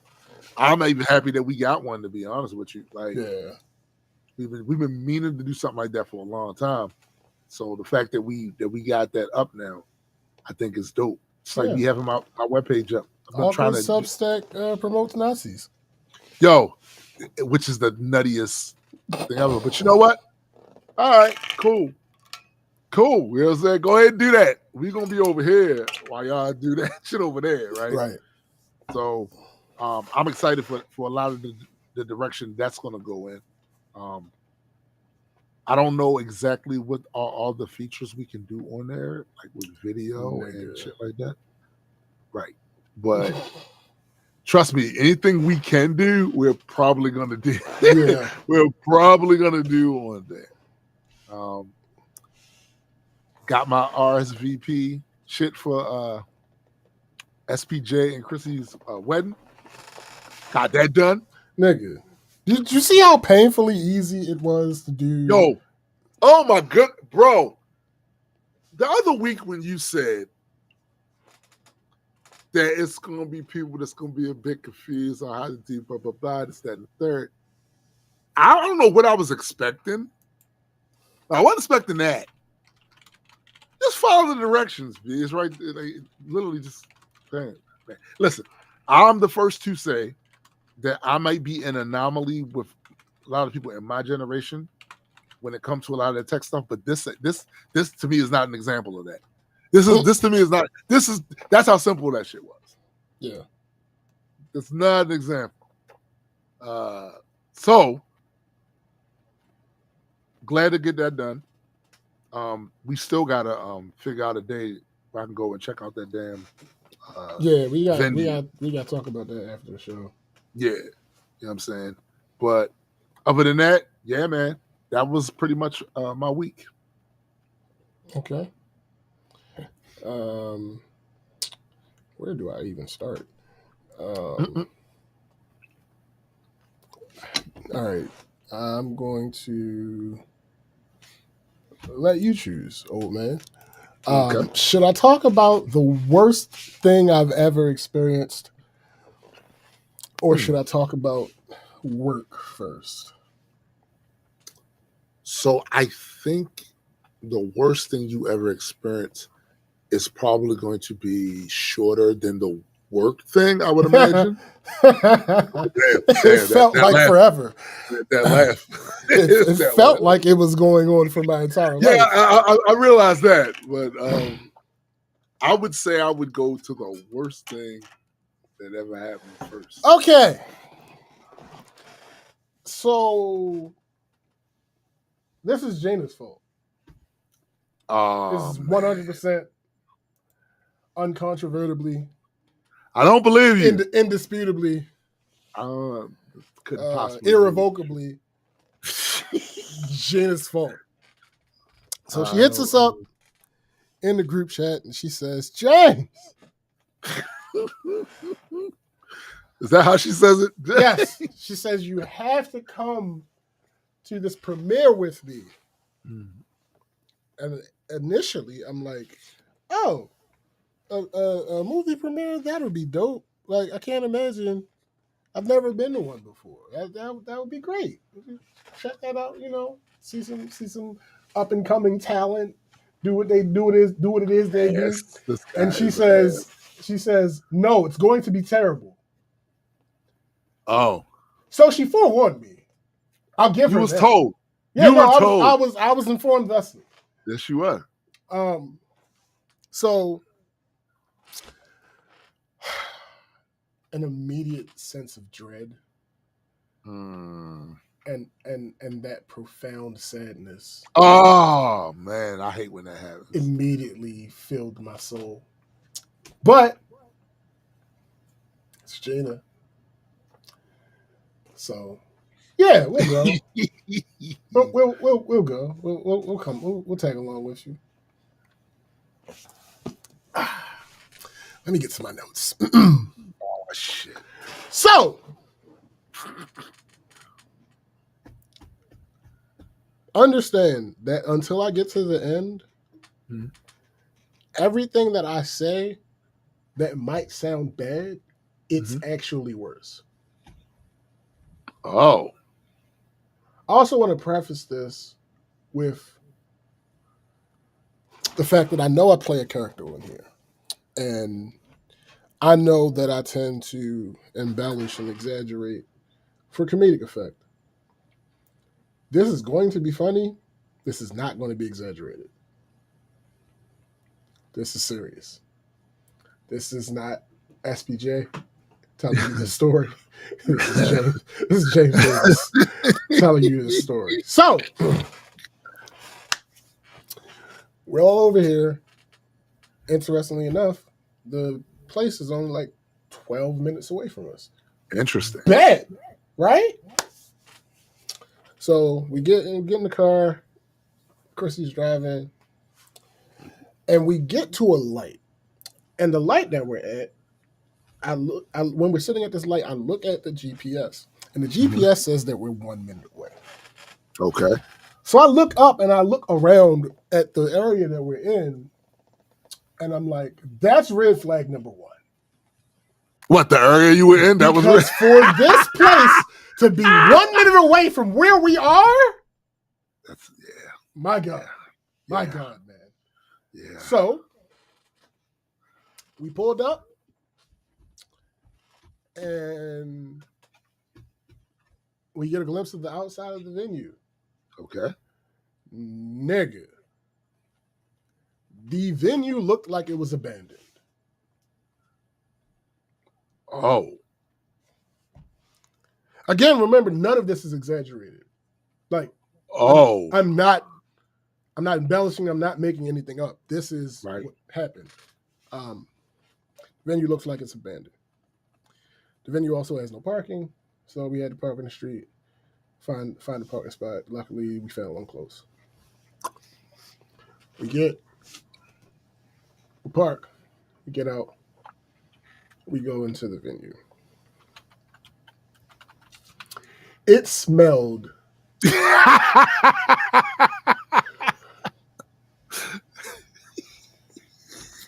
It smelled terrible. Wait a minute. Was it a mildewy smell? It smelled like it smelled like the place smelled bad, and then they cleaned. Like, it didn't look dirty. I've been there. It looked like the place smelled bad, and then they cleaned with Pine Sol. Yeah. Yes. And the combination was still working. Bro, I have literally, I've experienced it. Yeah. Okay. Next. Yo, I'll give you an example real quick.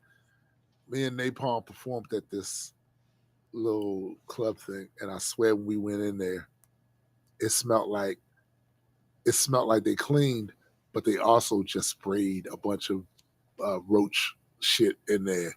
And when you walked in there, the mixture of the cleaning the shit and the roach spray shit was not pretty.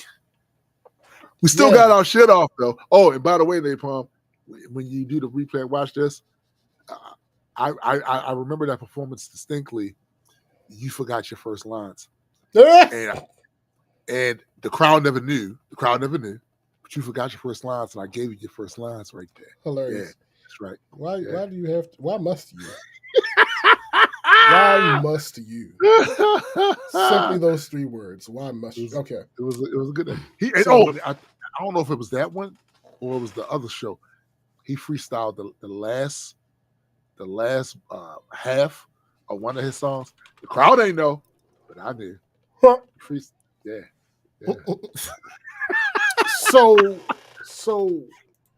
So we're in this musty ass space.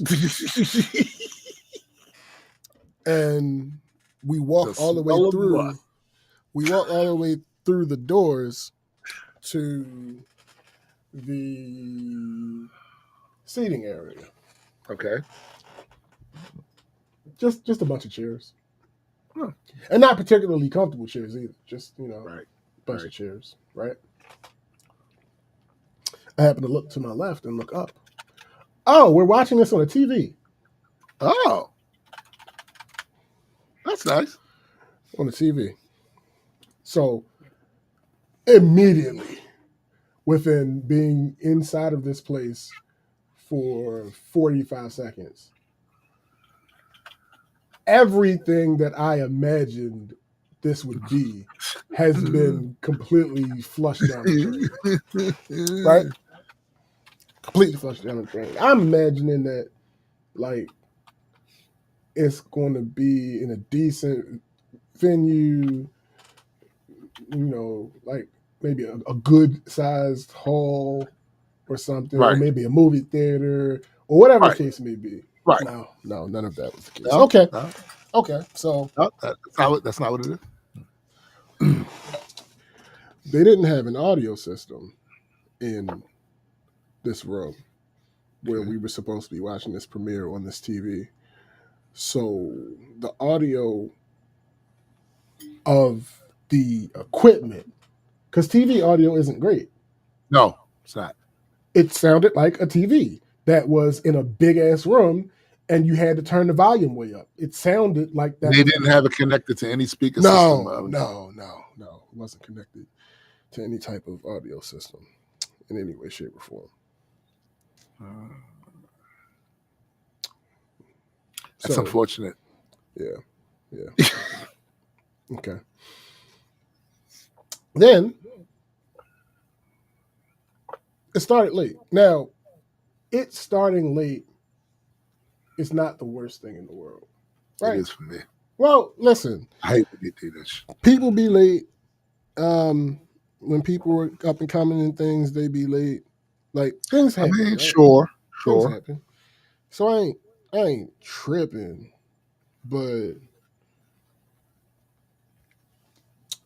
it was scheduled to start at 5, and by 6:48, we still weren't watching what we had come there to watch.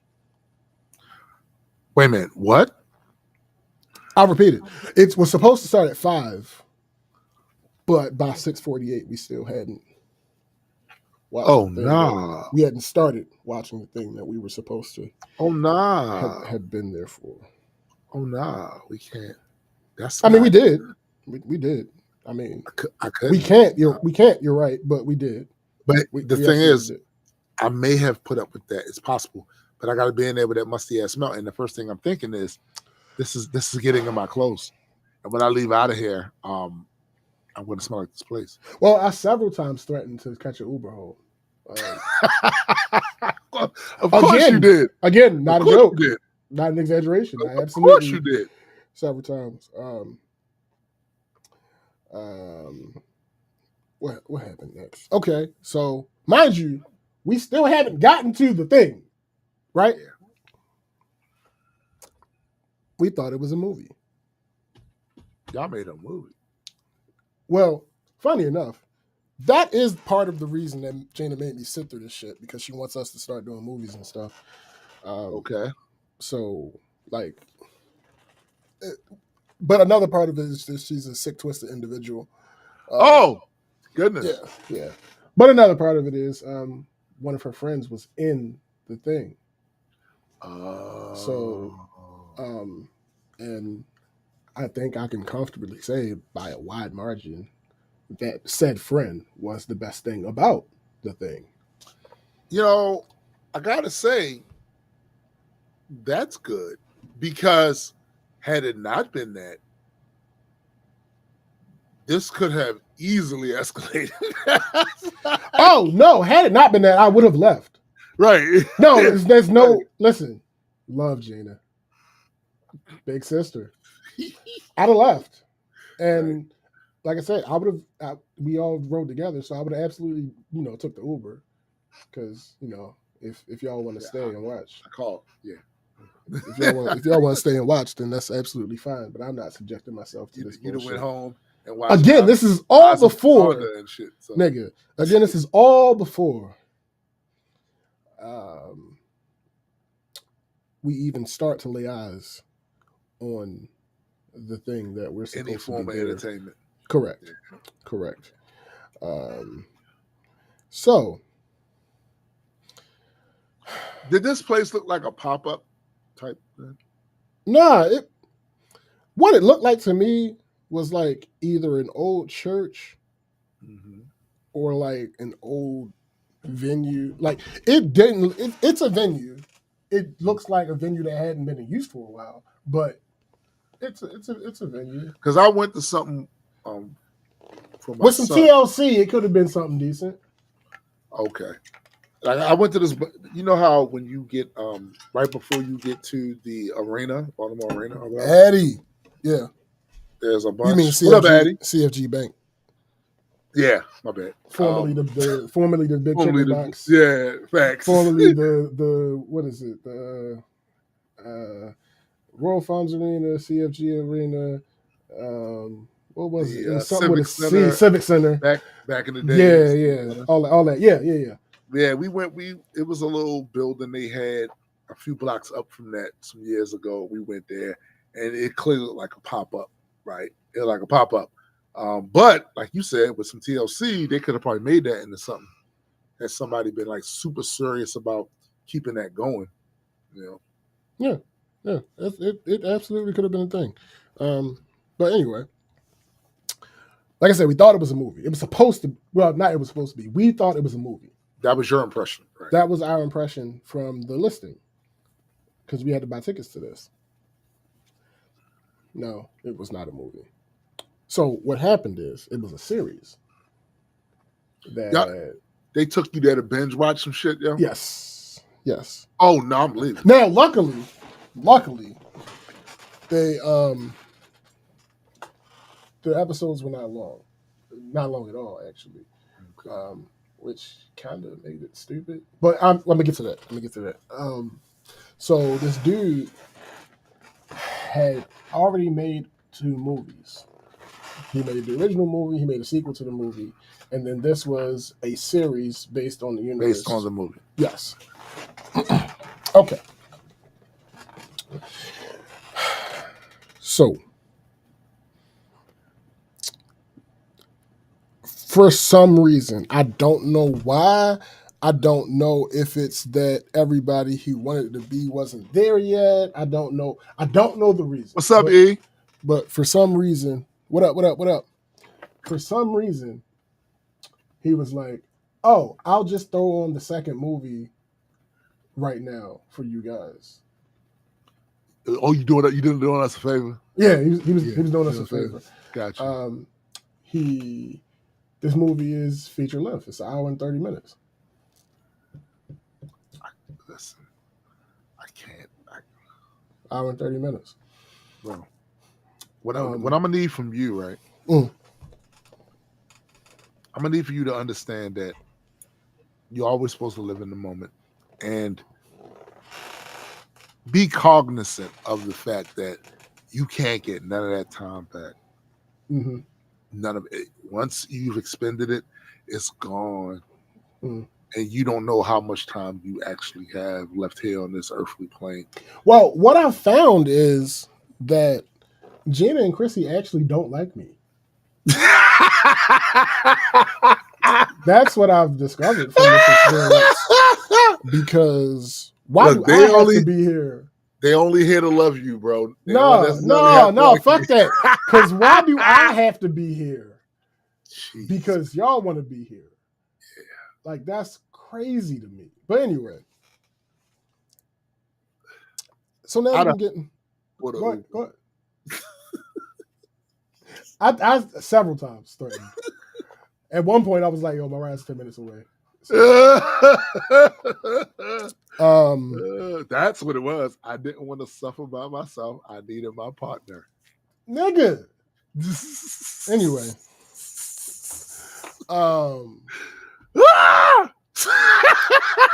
so now we can get to the actual content. Content is probably the best word I can use. Where'd you go? Tim broke it. I did not. Oh. So now we can get to the actual content. This shit was no hyperbole. The worst thing I've ever watched in my life. And you watch a lot of bad things, bro. Nigga, there's a whole subgenre of liking bad media. There are several bad movies that I enjoy watching. I will watch several times over. Same. No, this is not that. Bowflex said, "How big was the TV?" I feel like it was like a 55, maybe 60. I mean, it wasn't a small TV, but it's just that we got like 3 of them hit. Like, yo, part. Yo. Like, I feel like you got something on your wall right now that rivals that. Basically, yes, absolutely, I do. So it's like, anyway. So again, this is the worst thing I've ever watched in my life. Yes, this is not.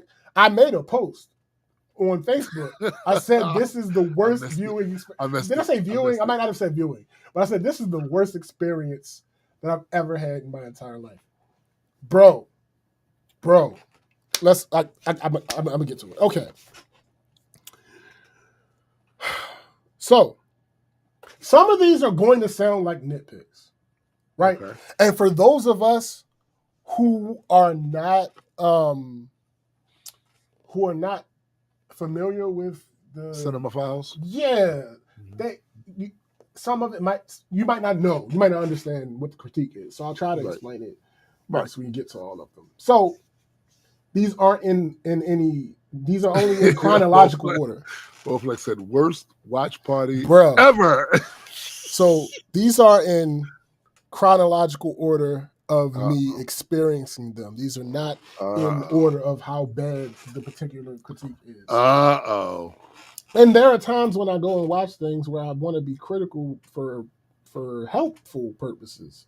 Of course. So I might nitpick, right? There was no nitpicking necessary. This is I could not. There were several times throughout where I was asked about a redeeming quality and I could not pinpoint one. That's unfortunate. Okay. So he filmed everything in 60 frames per second instead of 24 or 30. Now, for those who don't understand and know why that is, 24 frames per second is basically the standard for cinematic footage. Come on. It's the standard. When you see things that are 60 frames per second, you see. I'm sorry, Eddie. It's what it was. I'm just telling my truth. I'm leaving an abused relationship, and I'm just telling the truth. So things that are 60 frames per second, you will generally see that on YouTube videos and vlogs and maybe YouTube skits, and that is what this reminded me of. This entire thing looked like a very poorly put together YouTube skit. No. So, also, people, you'll see 60 frames in movies only generally when there's a slow-mo scene. Yep. Sometimes 120. Sometimes 120. Yes. But generally, movies are shot in 24. TV is generally shot in 24 or 30. And that look that y'all used to seeing, that's like when something looks cinematic. Yeah. That's 24 frames. When things start to look fake, that's kind of where you're approaching that 60 frames and all that type of stuff. Right. And there's more that goes into it, but I don't have the time nor the energy to go deep into it. No. But just understand that. Okay. So also, yes, Blair Witch was shot in 60. Absolutely. Yes, absolutely. Yes. But it was purposeful. That wasn't because they didn't know better. That was what they were going for. So let me ask you that. You think that they did that in this case because they didn't know any better? Yes. I believe that they got choice. I believe that they got really good prosumer cameras, similar to the camera that I have. Right. And they used max settings. Because they thought this was definitely going to show quality. Yes. I'll explain a little more on that in a couple seconds. So everything, literally everything. He said, make time. Everything was a close shot rather than having any type of variety and depth. So literally the shot depth ranged from medium close to super close. There was no other, like there was B-roll that was obviously, longer, a longer depth, but nah, nigga. Yo, and I think some of y'all underestimate when you've done this, when you've been a videographer and those things are glaring. Nigga. They're glaring. And now you're asking me to sit through an hour and 30 minutes of shit that's annoying me just because of how it was shot. Yeah. I mean, hold on. Let me do something real quick because I have to.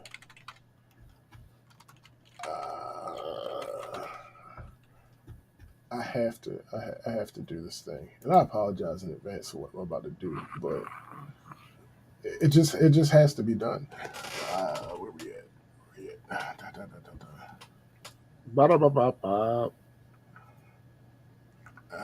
No, that's not it.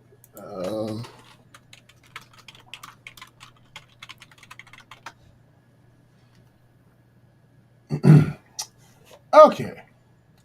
No, that's the wrong one. Yep, here we go. Here we go. 2. Okay. No. I'm about to. What I want you to do, my good sir, Mm-hmm. is to open this link that I'm sending you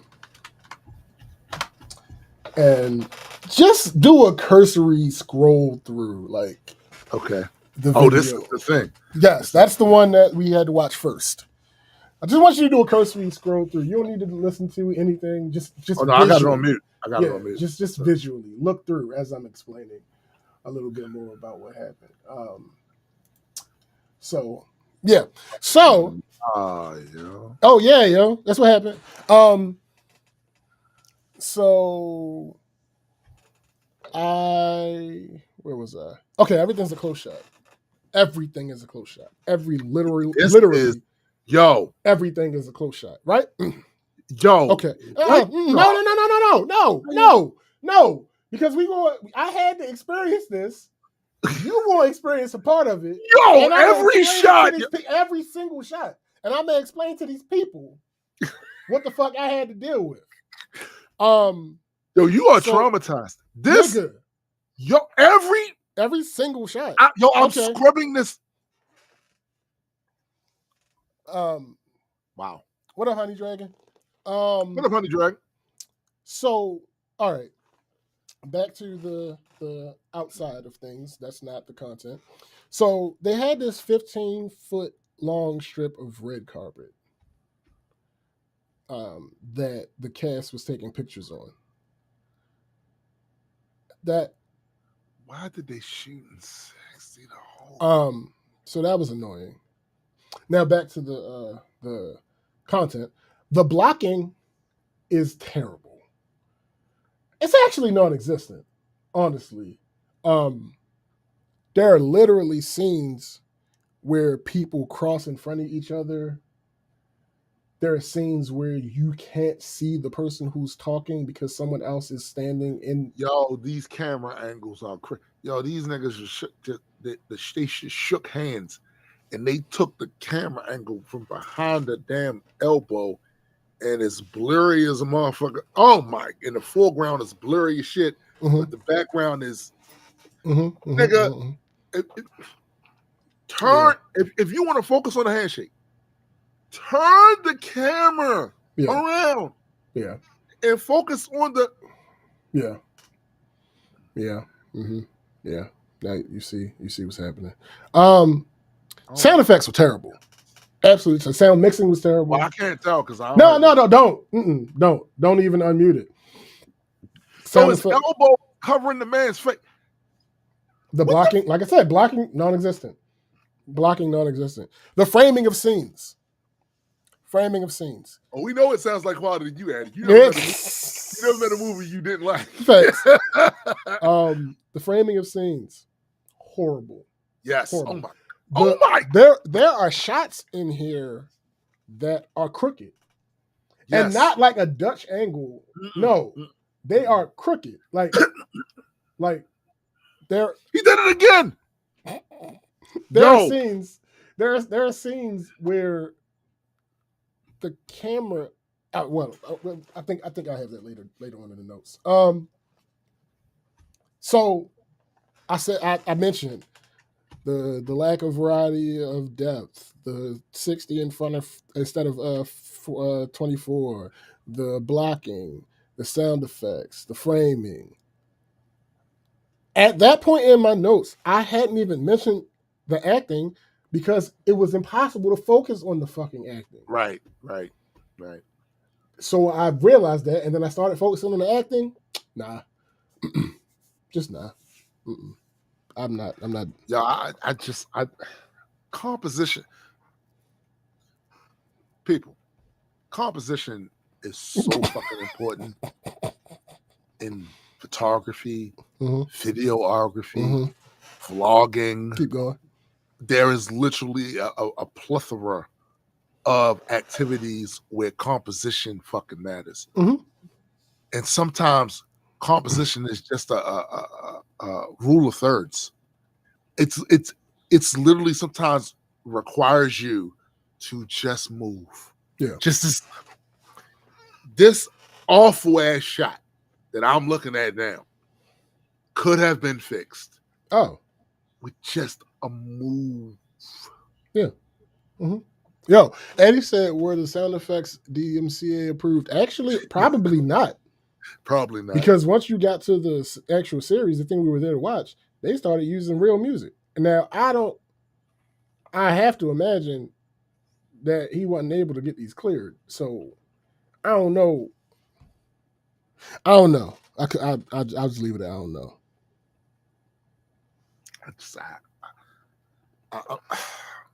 Look, I'm all for new creators trying shit, doing shit.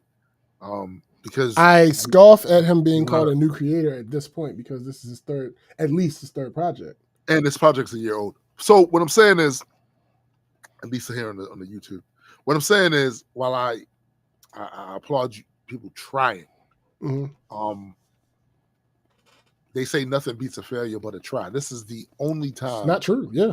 Where I say that we found the proof. True. We found the proof that that's not true, because one of the things that we used to do, and talk to Keith, talk to Eddie, talk to SBJ, when we were heavy on our photography, videography shit, we would literally dine on tutorials. Yep. Like we would watch tutorials as a form of entertainment. Like if I'm eating, it's dinner time, watch this thing about. Facts. That's not what happened here. Clearly, nigga. That's not what happened here. Clearly. All right. Okay. Oh, I failed to mention that before we started watching the second movie, which is what you're looking at, before he put that on, he mentioned something about food, right? So funny enough, Chrissy and Gina left to go get snacks. And they walked by him when they were leaving the venue. It was like, hey, can we bring snacks in? He was like, yeah, that's cool, but I did order food and it should be here soon. They said okay, but they still went and got the snacks. Come back. He mentions to everyone, hey, I'm sorry the food's not here. I wanted to have the food here, blah, blah, blah. It's not here yet. I apologize for that. Okay, cool. That was, again, before we started watching the movie. So it was about, that was about, I want to say 6:30 or something like that. Mm-hmm. Actually, no. It was earlier than that. But anyway, it was about 7:10, 7:30, something like that, where he stopped the movie and it was like 10 or so minutes left, and he said a couple things, and then he was like, y'all want me to put the movie back on? There was a disturbing there was a disturbing level of silence.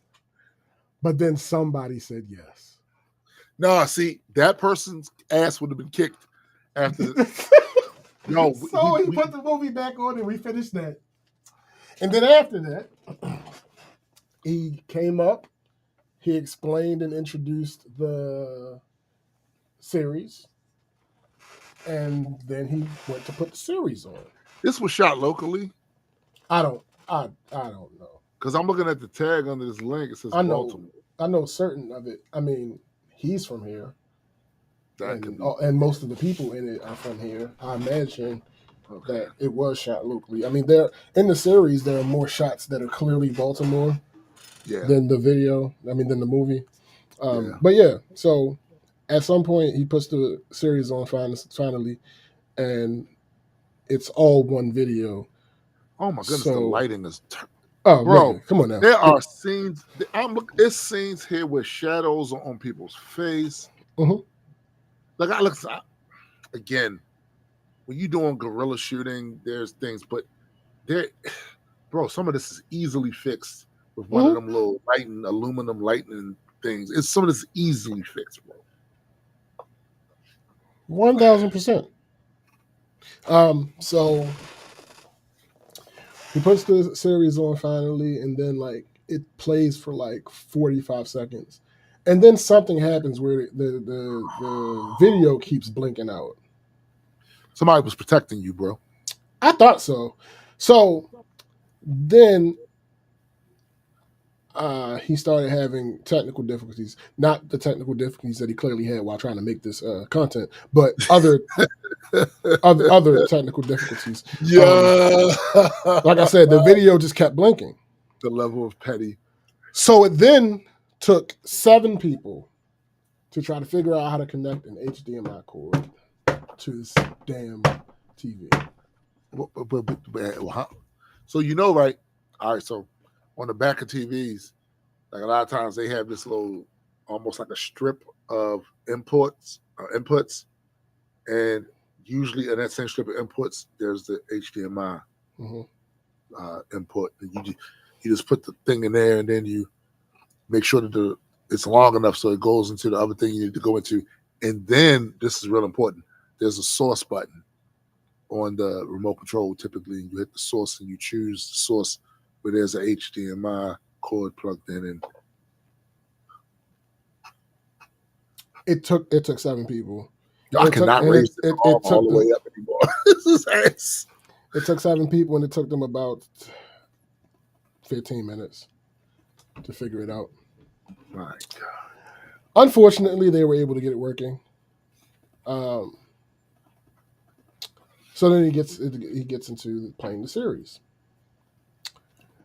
All of the problems from the movie were still present in the series. Bad lighting, every single bad composition, the camera. I would say the camera probably got upgraded to a better camera, but it doesn't matter because the person behind the camera was still doing the same things that. So it looked better, just technically. Like, wait a minute. So they went down to 24? No. I mean, it was probably 24. I mean, 4K 24. I mean, 4K 60 the resolution instead of 1080 60. Yeah, it was probably like the movie kind of looks like 1080 60 a little bit. Yeah, the series looked more like 4K 60. So yeah, it doesn't really. That was the thing. I don't know. That's composition. Really, I mean, I don't know. But anyway, so that was the thing. That was the thing that happened.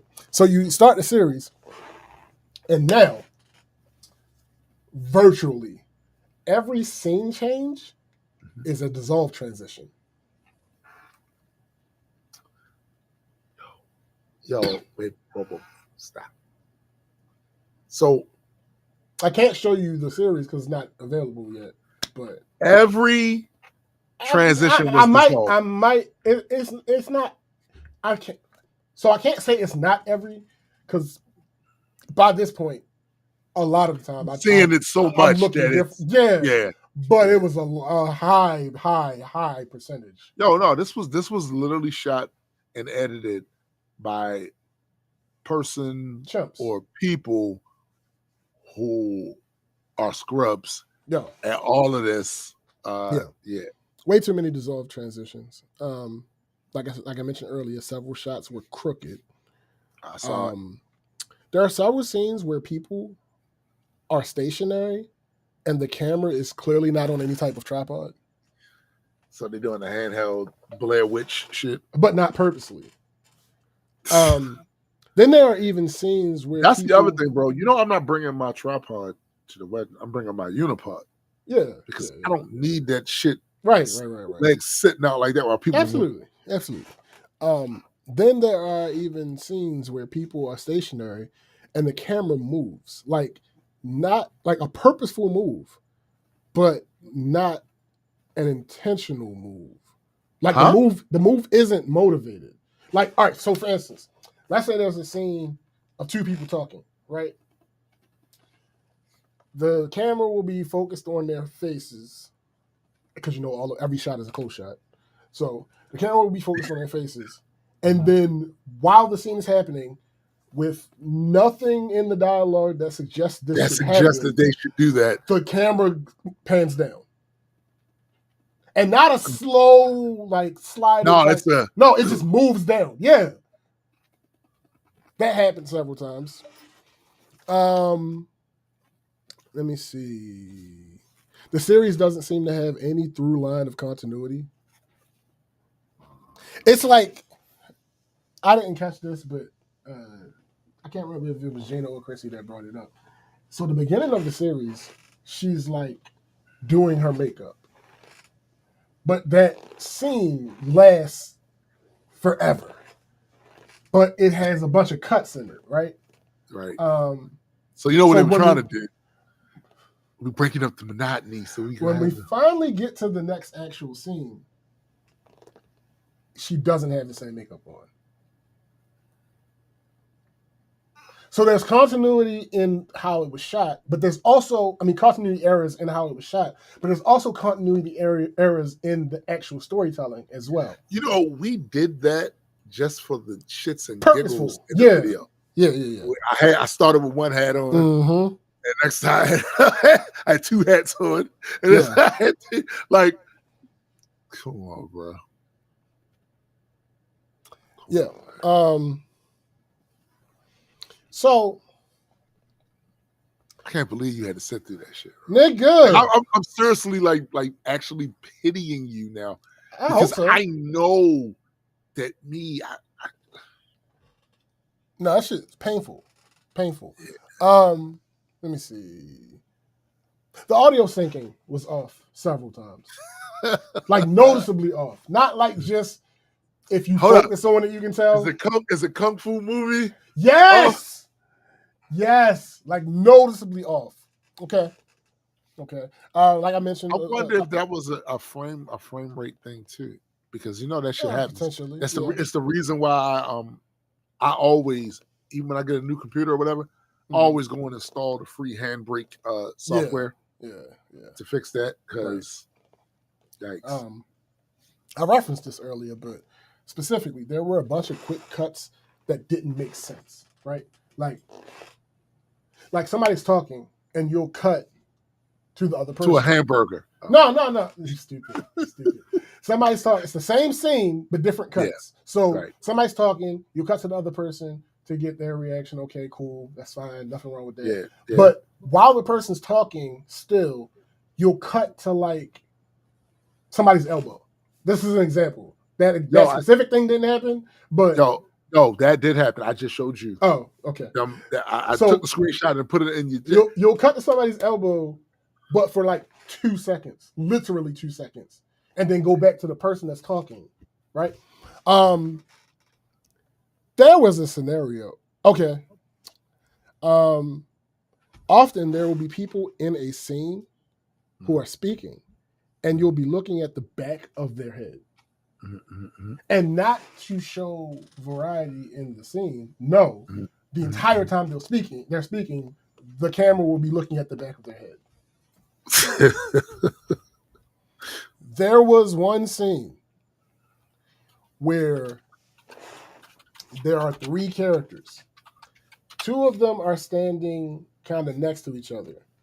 There's a 3rd character that enters the scene to speak to them.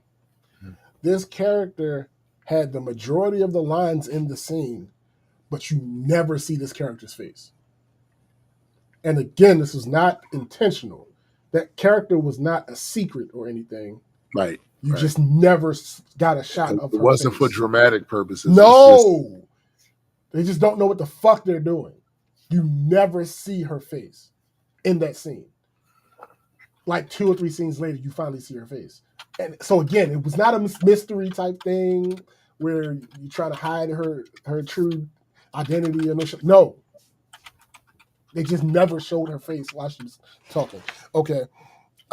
In one episode, that was maybe like 7 minutes long. Because like I said, the shows are short. It was a 10-episode series that lasted about an hour. So you know, I'm just still here, just appalled at that handshake shot. Like, yo, how do you fuck that up? How do you fuck that up, bro? I mean, listen, this way. That's my answer. Like, you know, when we see something happen and it's so unprecedented that I'd be like, yo, I do not understand how this is actually possible. I can't even use that for movies now. Somebody saw that. Somebody like watched that in post and said, cool. Yeah. Or even worse, somebody chose that from several options. Yes.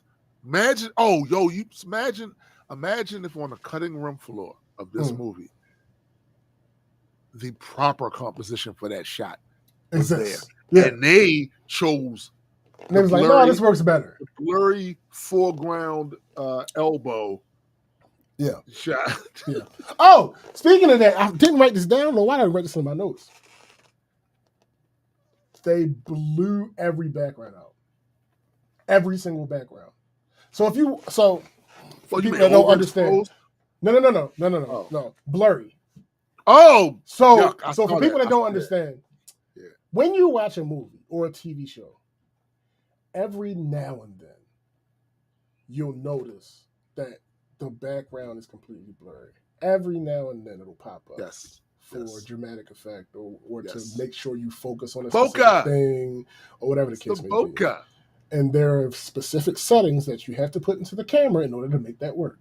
Right. No. Every single scene. Even worse, that's somebody's favorite scene. Yo, listen. Matter of fact, hold on, let me see. This the other thing that bothered me, y'all. And I look, I don't know the people that did this shit, but you don't want to. A lot of the early work that me and SPJ and Keith and Addie did with video, we learned composition just because we watched TV and movies before. Yeah.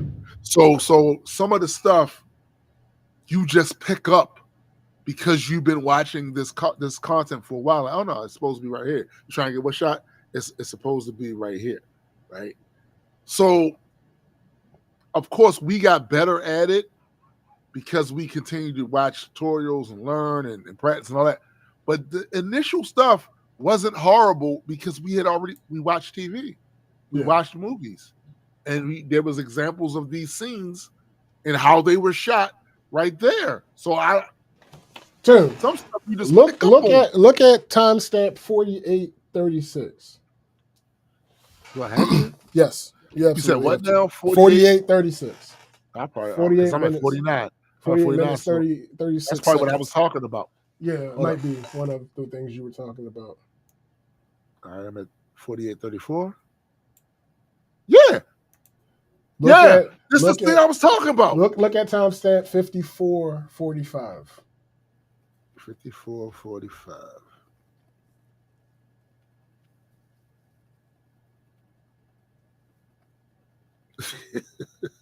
So now what this might be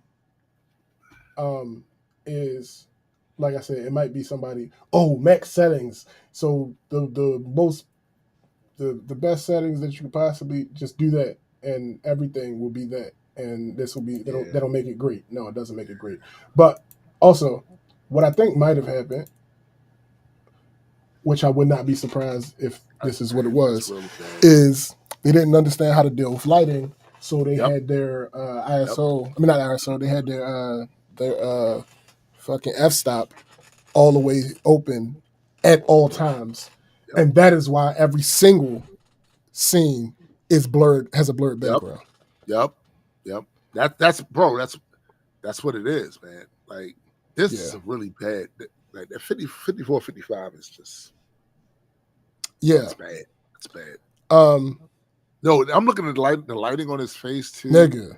Like this shit is just like because you didn't have lights. But why don't you? No, for those who might be just getting into the whole, lights are cheap as fuck now. Lighting is cheap. Lighting is super cheap. Yeah, I mean it is. You just go get the thing, you put it on the tripod, position it in the right thing. You put the little thing, filter thing on it so it's not too harsh. They even have the adjustment thing. You can adjust the intensity of the light on the motherfucker. Like, these things are relatively cheap, bro. Yeah. For this particular shot that I use every week, I'm literally using one light. This light is cheap as fuck. Mm-hmm. This light is cheap as fuck. Let me see if I can show. I'm gonna show them this one. If I can get this in here, because no, y'all gotta suffer. Love y'all, but y'all gotta suffer. No, y'all gotta suffer. Thank you. This nigga got more food. No. This nigga got liquor. No. Nigga, that ain't tea. Kermie. It's That ain't juice. Hey, you gotta get out, buddy. He's in there. He made it in there again. Hello.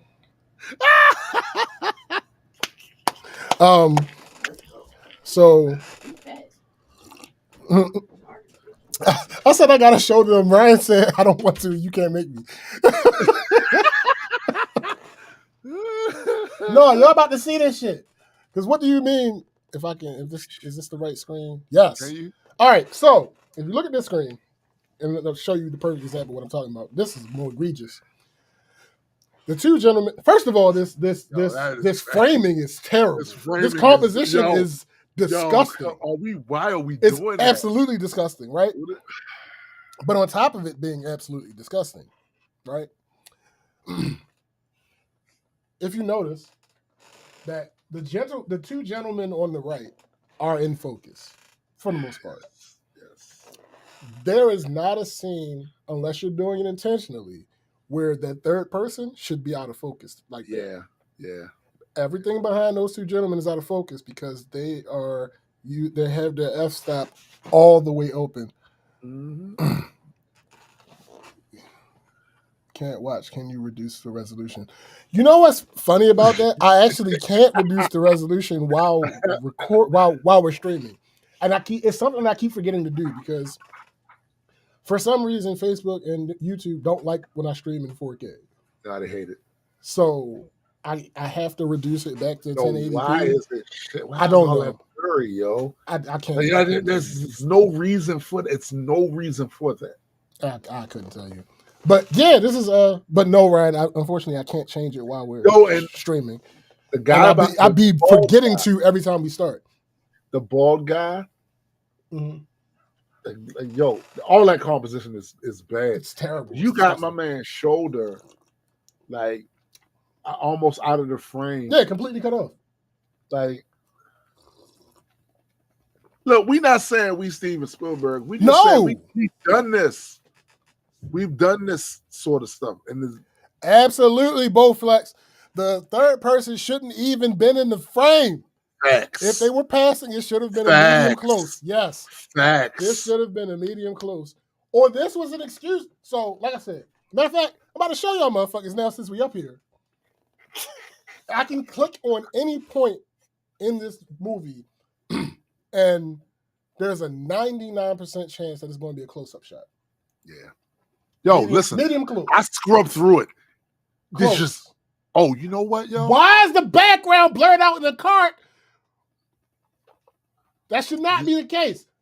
Yo, you know what's happening? You know what's happening? Them niggas had one lens, yo. Super close up. Them niggas had one lens. Yeah. They had one lens, yo. I guarantee they had one lens with one focal length. Yo, right? Ryan said the resolution is actually fine. I'm making a request for trauma prevention purposes.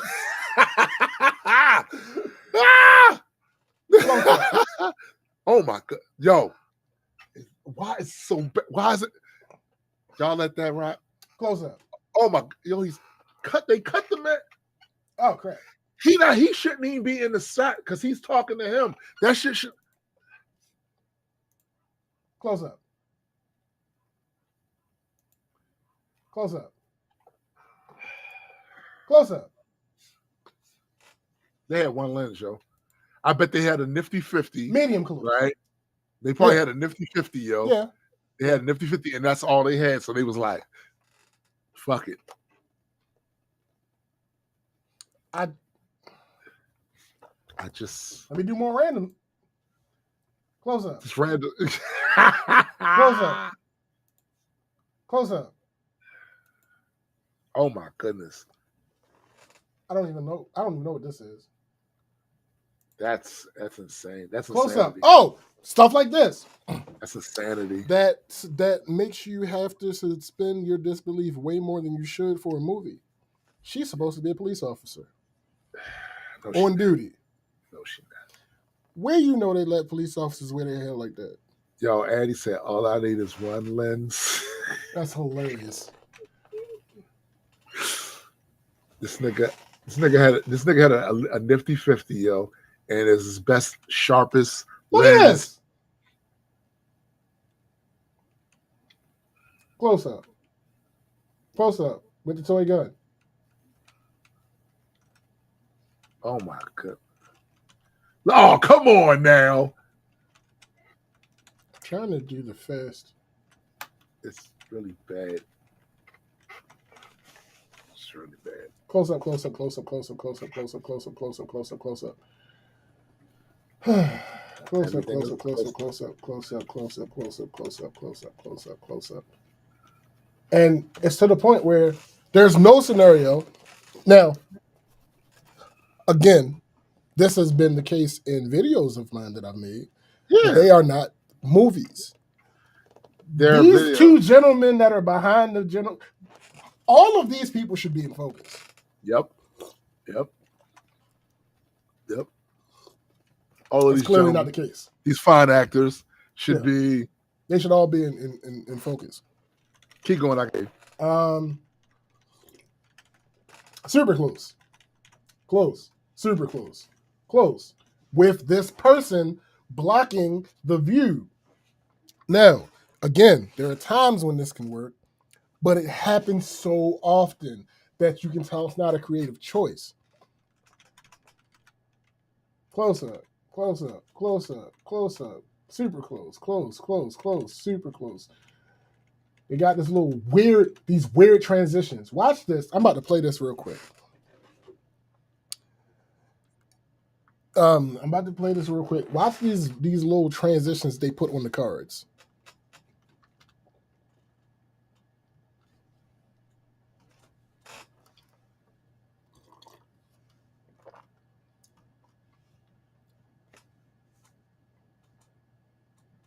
Like, what are y'all doing?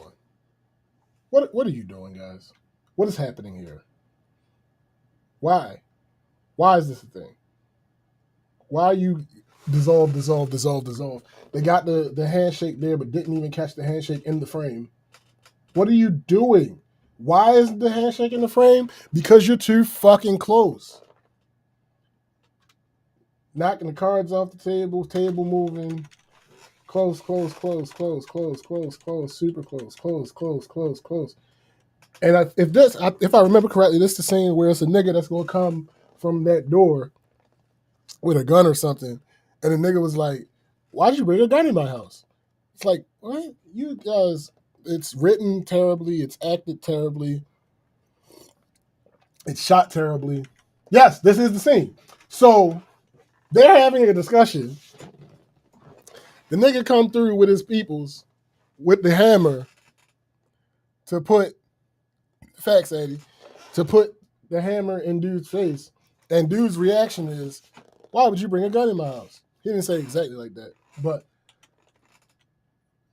like he looks down to clean his glasses, which are not in the frame because you have this shot so fucking close. Jonathan says no star white transitions. I'm surprised. I'm really, really surprised that there are no star wipes.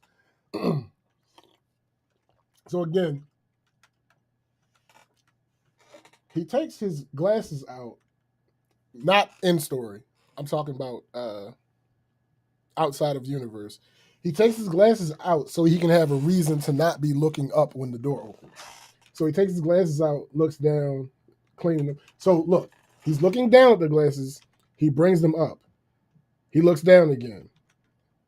And then he's alerted by the door opening. Dude comes out, comes in with the gun. He's like, why would you bring a gun in my house? And then it's just dudes. Super close shot. Super close shot. What is this shot? What is this shot? What is happening right here? What? Because you don't understand what blocking is. You don't understand what composition is.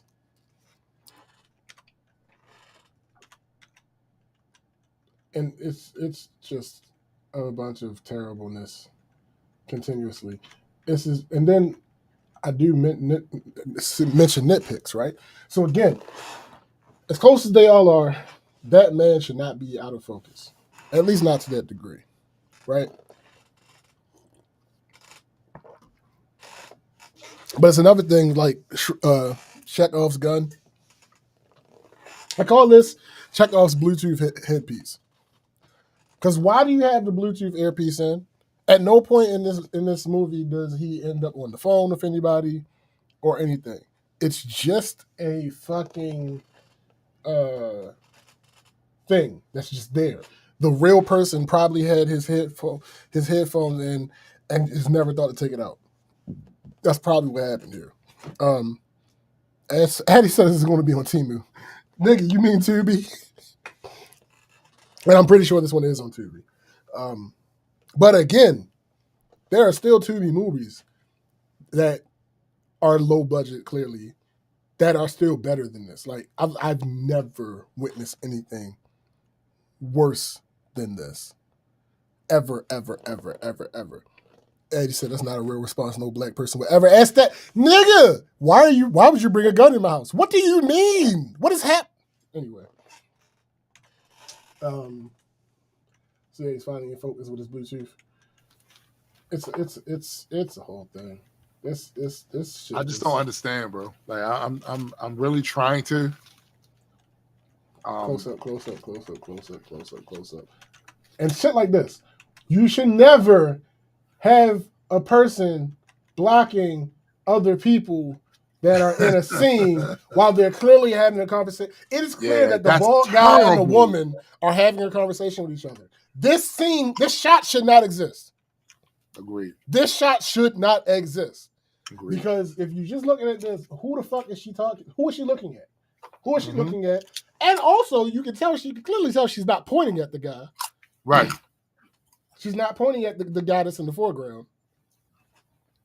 Y'all don't know what y'all doing. Yo, that shot shouldn't exist. If anything, this is a three camera shot, right? So it should be the wide shot that shows both for a minute, and then reaction shots from either one of them when they do the close-ups when they talk. Like, I don't understand, bro. I don't get it. It's El Terrible. Like I said, it's the worst shit I've ever watched in my life, bar none. Like, and it's not even close. Like close, medium, close, super close.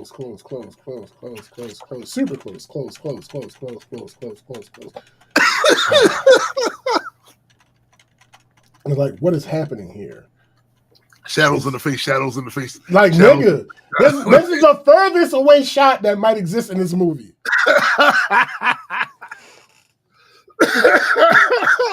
That is the farthest shot that you might see in this entire movie.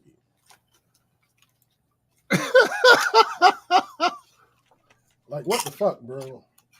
Like, you know how, like, I imagine that this nigga threw this on in an attempt to get us excited to watch the series. Oh, yeah. Easily. No, nigga. That's not what happened. In any way, shit. I just... like, why do you have people awkwardly standing and looking? Yeah. So, part of the composition, right, is to have marks. Yeah. Of where people should be. But I know what's going on. Oh, yeah. Yo, look. This nigga turns into an animation. I need y'all to watch this. I'm about to take it down after this. I need to look at this shit. Look.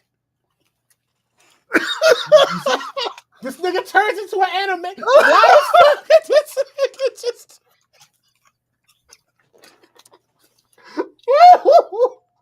Wait, one more time. What the fuck is he doing, yo? One more time. They said, watch this, yo. We got some special effects. Why did that just happen? What is going on? Is the idea supposed to be he's not really there? Like, he's a ghost. But he's a ghost. Like, nigga, was that a dissolve? That was dissolved. That was a dissolve. All right, listen. I hate it. It's the worst thing I've ever watched in my life. Chris is saying the animation was my favorite part. Where did that even come from? Mo said, "This nigga just turned into an animation." Yes, the nigga just turned into an animation. What is happening? Why was this my life for like 5 hours? Honestly, 5. Oh my god, yo, Total. honestly, Not content. honestly, Content was like 2. they owe you, bro. They owe you, Nigga. They owe you. Oh, I'm gonna get it They back. owe you. Cause They the owe you, fuck, bro. disrespectful. They owe Completely you. disrespectful. They had my man sitting through this book. I just My thing is, right, you know, I always try to protect creators, but creators got to do shit that allows them to be protected. When you do shit like this, it makes us like not want to give you the benefit. Oh no! When you do shit like this, you forfeited your protection rights. Yeah, That's what happened because you didn't care enough. yeah. That's my thing. We live in an information age, bro. Right. That's my whole issue with it. Is like you can find out. Like this is literally something me and SBJ talk about all the time, all week about. Yo, now we can do this. Yo, now we got the tech to be able to do this, and it's relatively cheap. So I have a hard time with creators who aren't always looking for a way to improve what they do, because that's part of this game. It really is. And when I see shit like this, I know there'll be some people that'll say we've been harsh on them. No, but I don't think we've actually been harsh enough. enough. Look at what we looked at. Yeah, we haven't been harsh enough. That's why I had to bring it up on the screen, because I was like, this sounds like I'm exaggerating. You're not. I'm not. In I any way, shape, or form. That shit when he said that every scene was a close up, I looked and was like, "Yo, I'm scrolling through this shit, I'm scrubbing through it, and literally every scene, literally." And the only thing I can think of is this motherfucker had one lens. Yeah, yeah. So the thing that pissed me off the most, where I was like, "No, we are leaving right now," is that after the series ended, there was time to hang around. The food.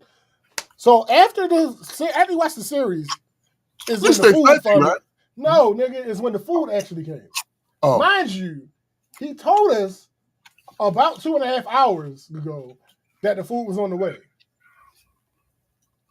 And then he was like, "Yeah, this is my apology to y'all. Is the food? Y'all go ahead and go ahead." Nigga, no, you said at the beginning that you had planned on having food. What do you mean this? What happened? What happened? But the thing that pissed me off the most, and I was literally like, "Yo, get food." And I was literally, "Yo, get up, we leaving." This nigga had the audacity to use the word director and cinematographer. I'd have left. We did. Left. That's when we left. Because I'm like, you're not about to disrespect the craft. Like, it's one thing. It's the one thing to make what you made. Okay, somebody's going to like it, whatever. It's another thing to try to use those terms to refer to what I saw on that damn screen. Do words not mean things anymore? That was definitely not no goddamn cinematographer. Where? That was a nigga with a camera. And ain't nothing wrong with being a nigga with a camera in the proper context. Right.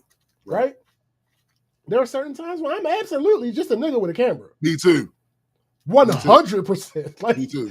Without question.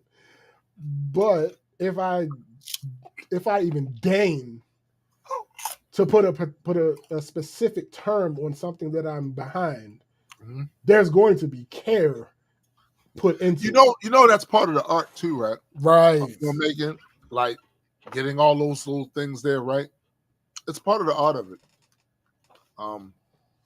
You have not studied your craft, or you overestimated your ability to do this to such a degree that it's disrespectful to the craft.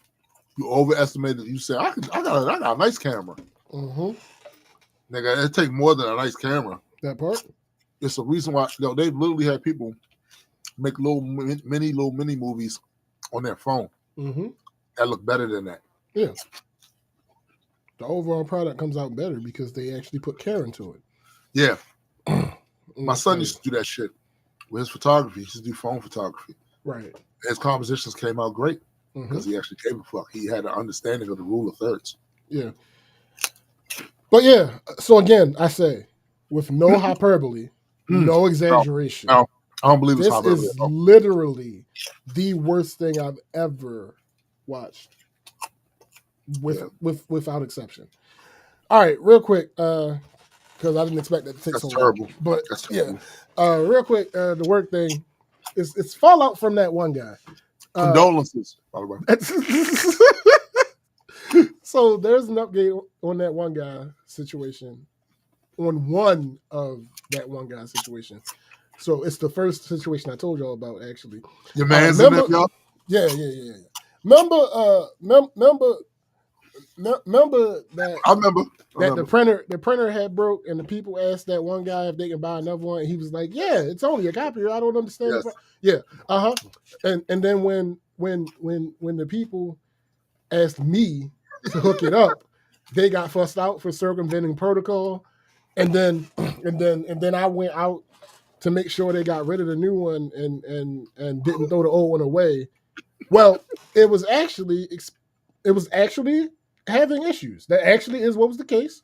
Once we confirmed that, I told them that they go ahead and call the service company that we use so they can get a quote for them to come out and fix it. This all happened weeks ago. So Wednesday, I'm sitting in my office, and my supervisor, who's not my supervisor, randomly thought about it, and she asked me if I knew. No, I didn't mean. I don't have a personal office. When she asked me if I knew what happened, and I was like, nope, I haven't heard from them since I told them to go ahead and get the quote. Yeah. So she did some digging, and turns out they fixed it themselves. Who fixed it themselves? The maintenance men. So, nigga, we went through all that bullshit for no reason. I'd have been mad. Y'all, I'd have been tight. So y'all just decide, because y'all couldn't have your way and have a shiny brand new toy. Now you decide to look at it to see how you can fix it. I would have been tight, y'all. Yeah. After all that. Yeah. But yeah, why he doesn't have any friends. I mean, no comment. Last thing, I referenced it earlier, but yesterday I had a meeting with Gray about. I don't know how much is public, so I don't know what to say. No, I think you can bring up the gist of it. You know. There's a. Listen. We write. Yeah, like we that's have what a happens. publishing company. Like, this is part of it. You know what I'm saying? So the way the story went is Tim let me hear some music. I was like, "Yo, this is fucking dope." He's like, "Yeah, it's Gray. It's part of the new IP that he's working on." I'm like, "Oh, dope." I don't know if Tim and Gray talked about it and Gray got the idea from that, or if Gray just already had the idea in mind. But like the next day, Gray hit me up, like, "Yo," and I'm like, before he said anything. I'm saying what happened. We was having a meeting. It was me, Gray, and Honey Dragon. Mm-hmm. And I said, "Yo, SPJ is criminally underused." I said he do a lot of shit. Yeah, do a lot of shit. Nigga write, nigga do music. He's criminally underused. Word. So he hit me up, and before he even said what he was there for, I was like, "Yo, I heard the songs. Tim let me hear, blah blah blah blah blah blah." And he was like, "Oh, word! I actually want to talk to you about that." I'm like, "Okay," because Tim didn't give me the details of what the story was, so I had no idea. He was like, "Yeah, I want to talk to you about that. show me that." Biddy said it's all public. Go ahead and say. Yo, don't listen to Biddy. Biddy be wilding. Yo, hilarious. So he was like, "Yeah, look at this and tell me what you think." And I looked at it and I was like, "Oh, okay, this is this is extremely interesting." And he was like, "Yeah, so I want you to help me out with this. I'm like, okay, what? In my head, I'm like, what could you possibly need help with this particular thing? He was like, no, I want you to write another story that's just based Based in on this that universe. universe. Yeah. And I'm like, oh, well, shit, that I can, that I can That's do. no, I think that's the other thing too, right? This is why I said SPJ was criminally underused in this endeavor. It's because we do content Yeah. and in various different lanes, right? Mhm. I've literally he has other IP. Yeah. He has other this nigga has written entire universes, cultures, shit like that. Yeah. So it's like we have a publishing company. Facts. Like That's man, facts.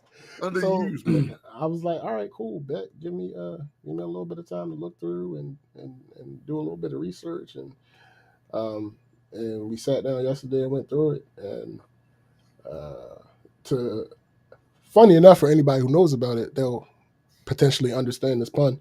It's a green light. So Ass. yeah, I'm working on that now and apparently uh, it's it's so much.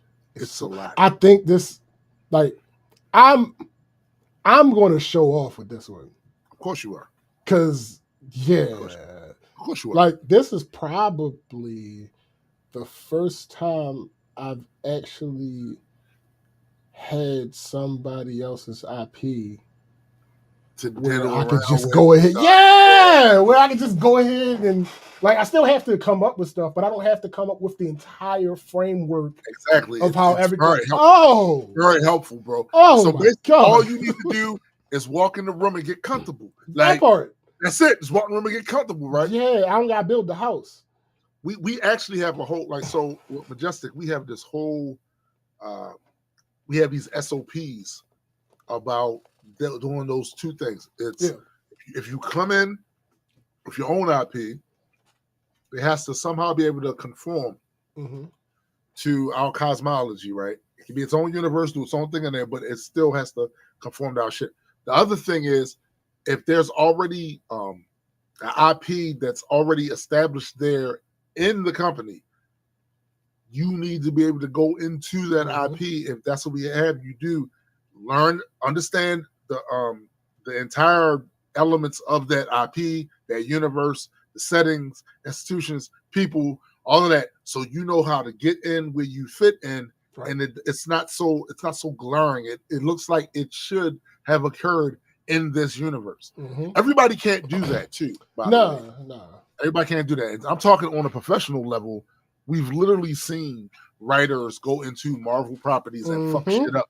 Go into Absolutely. DC's properties and fuck then shit up. decades later, people are still fixing their mistakes. Yeah, they're still fixing the mistakes, and also because these IPs have lasted for so goddamn long, people can always find even a outlier thing to support their argument about the law, because they had so many different writers come in, and some of these writers aren't good at conforming what they've written with everything else that's going on in a connected universe. Right. It's one thing if it wasn't a connected universe. You're going to do these. So if you have this wide-ranging story that affected, let's say, every city in America in this comic book, and somebody else is writing an IP that's supposed to take place in the exact same country during the exact same time, there should be some residual. There should absolutely right. And you'll see them like, yo, I thought this just happened. Yeah. I've seen it happen in Marvel. Mm-hmm. The Avengers are literally dealing with some shit that's humongous and affecting everything. And you go over there to the X-Men title and you see no. Right. They're upstate New York. That part. What the fuck? Like, this happened in New York City. This is upstate New York. Right. There is not even a mention of this thing taking place. Like, nah. No, absolutely. And not to mention, several members of the X-Men are Avengers. And nobody mentions it. Nobody mentions it. Bro, this is one of the things we are seeking as a 21st century comic book company. Yeah. These are the things we're seeking to not repeat. All right? That We part. love Marvel. We love DC. Sure. We grew up on that shit. Mhm. But it's not. We'd be absolutely idiots to not look at the mistakes they made and try not to repeat the shit. Like, Yeah, that part. All facts. So yeah, it's crazy, and it happens to turn out. Talk about things being cosmic. I the little corner of the universe, the main people of that universe that I was constructing. I did some research. I chose a mythology to base it on. right. And it turns out that Gray himself has a direct connection Yep. to the people that I chose to Yep. base this on. Yep. Which and is I'm crazy. like, yo, Crazy. that's wild. Crazy. I had no idea. Right. It was kismet. I had no idea whatsoever. And he was like, because when I was explaining that part of it to him, he got silent. And I'm like, why are you not saying nothing? Whatever. I'm gonna keep reading. Right. And then he was like, yo, let me show you something real quick.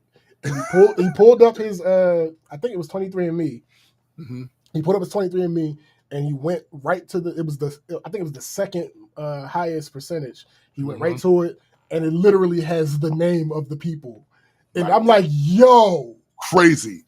That's insane. Crazy. But yeah, that's something else you guys could be looking forward to. I absolutely look forward to that. Then, like I said, I feel like Majestic is going to come into its own in these next couple of years. We have the fact that we have another title outside of E&E that's being published.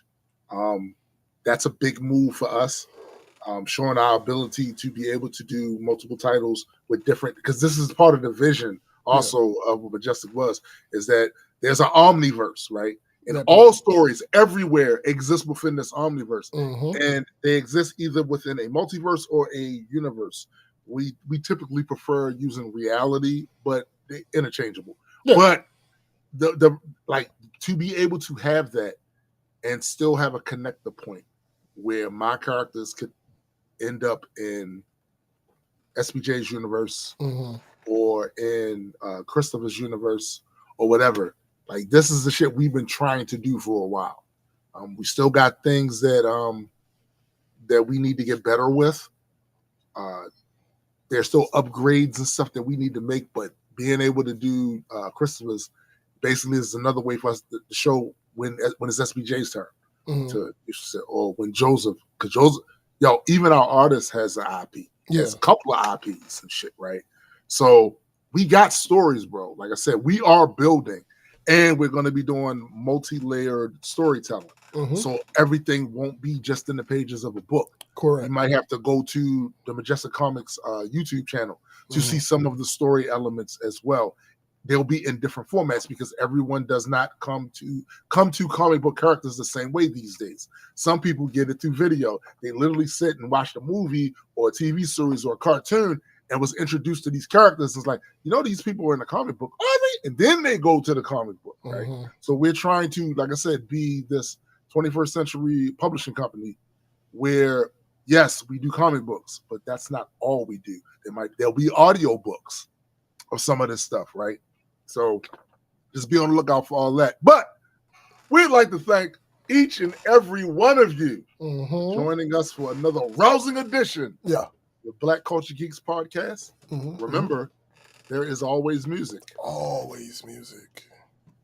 There is music from the past. There is present music, relatively decent music. Yeah. And then there's future music. Indeed. So currently, after you watch this, go to Spotify or any of the other streaming services where our music is at and go run up them streams. Run it up. Run them streams up. Start feeling some nostalgia for some 2012 Tombstone the Dead Man. Hey! Run that shit up. You know what I'm saying? Absolutely. You know what I mean? It ain't hurting nobody. Not hurting nobody. Gray has music. Our man GA has music. SPJ has music. Annie has music. Listen, we do music around this motherfucker. A little bit. That's what we do. You know what I'm saying? Even us semi-retired guys, we do music. We do shit. You know what I'm saying? This is a thing. Also, my sister, his significant other, not soon to be significant other, you have to Thank be married you. I'm all glad. up in the No, year first yeah, before no, you that's get not. to No, it's that. not. Listen, That's it's got you got to just be. simply not how it works. Listen. Nah, look, listen. She has a podcast as well. Heard on through the break. grapevine. Go check that out. They still When on is break. that next? It's still on break. When is the Yeah. next time they I think the season resumes. The new season is after the wedding. These niggas got season. Hey, listen, it is what it is. I think the next season starts after the wedding. Go watch some of the old stuff. Some of that stuff is evergreen. Absolutely. Go watch some of the Actually, old quite a good deal of it is evergreen. It's They're evergreen, not bro. really that topical. Exactly. Most of their They stuff is talk evergreen. about different topics that can be talked about at any given time. Yeah. Go and check that shit out. Also, my man Super Side Guy, my other guy Hendrick with Betters and Mutants. Go check their podcast out as well. And Gray, of course, with Office Hours. Matter of fact, I think tomorrow, it might be, is it today or tomorrow? I forget. But Gray will be on his YouTube channel doing the Star Citizen stuff, right? So we got plans with that too. We got plans with that as well. So yeah, for my man SPJ, I am Tombstone the Dead Man, and for the greater multi-world entertainment family, we are out.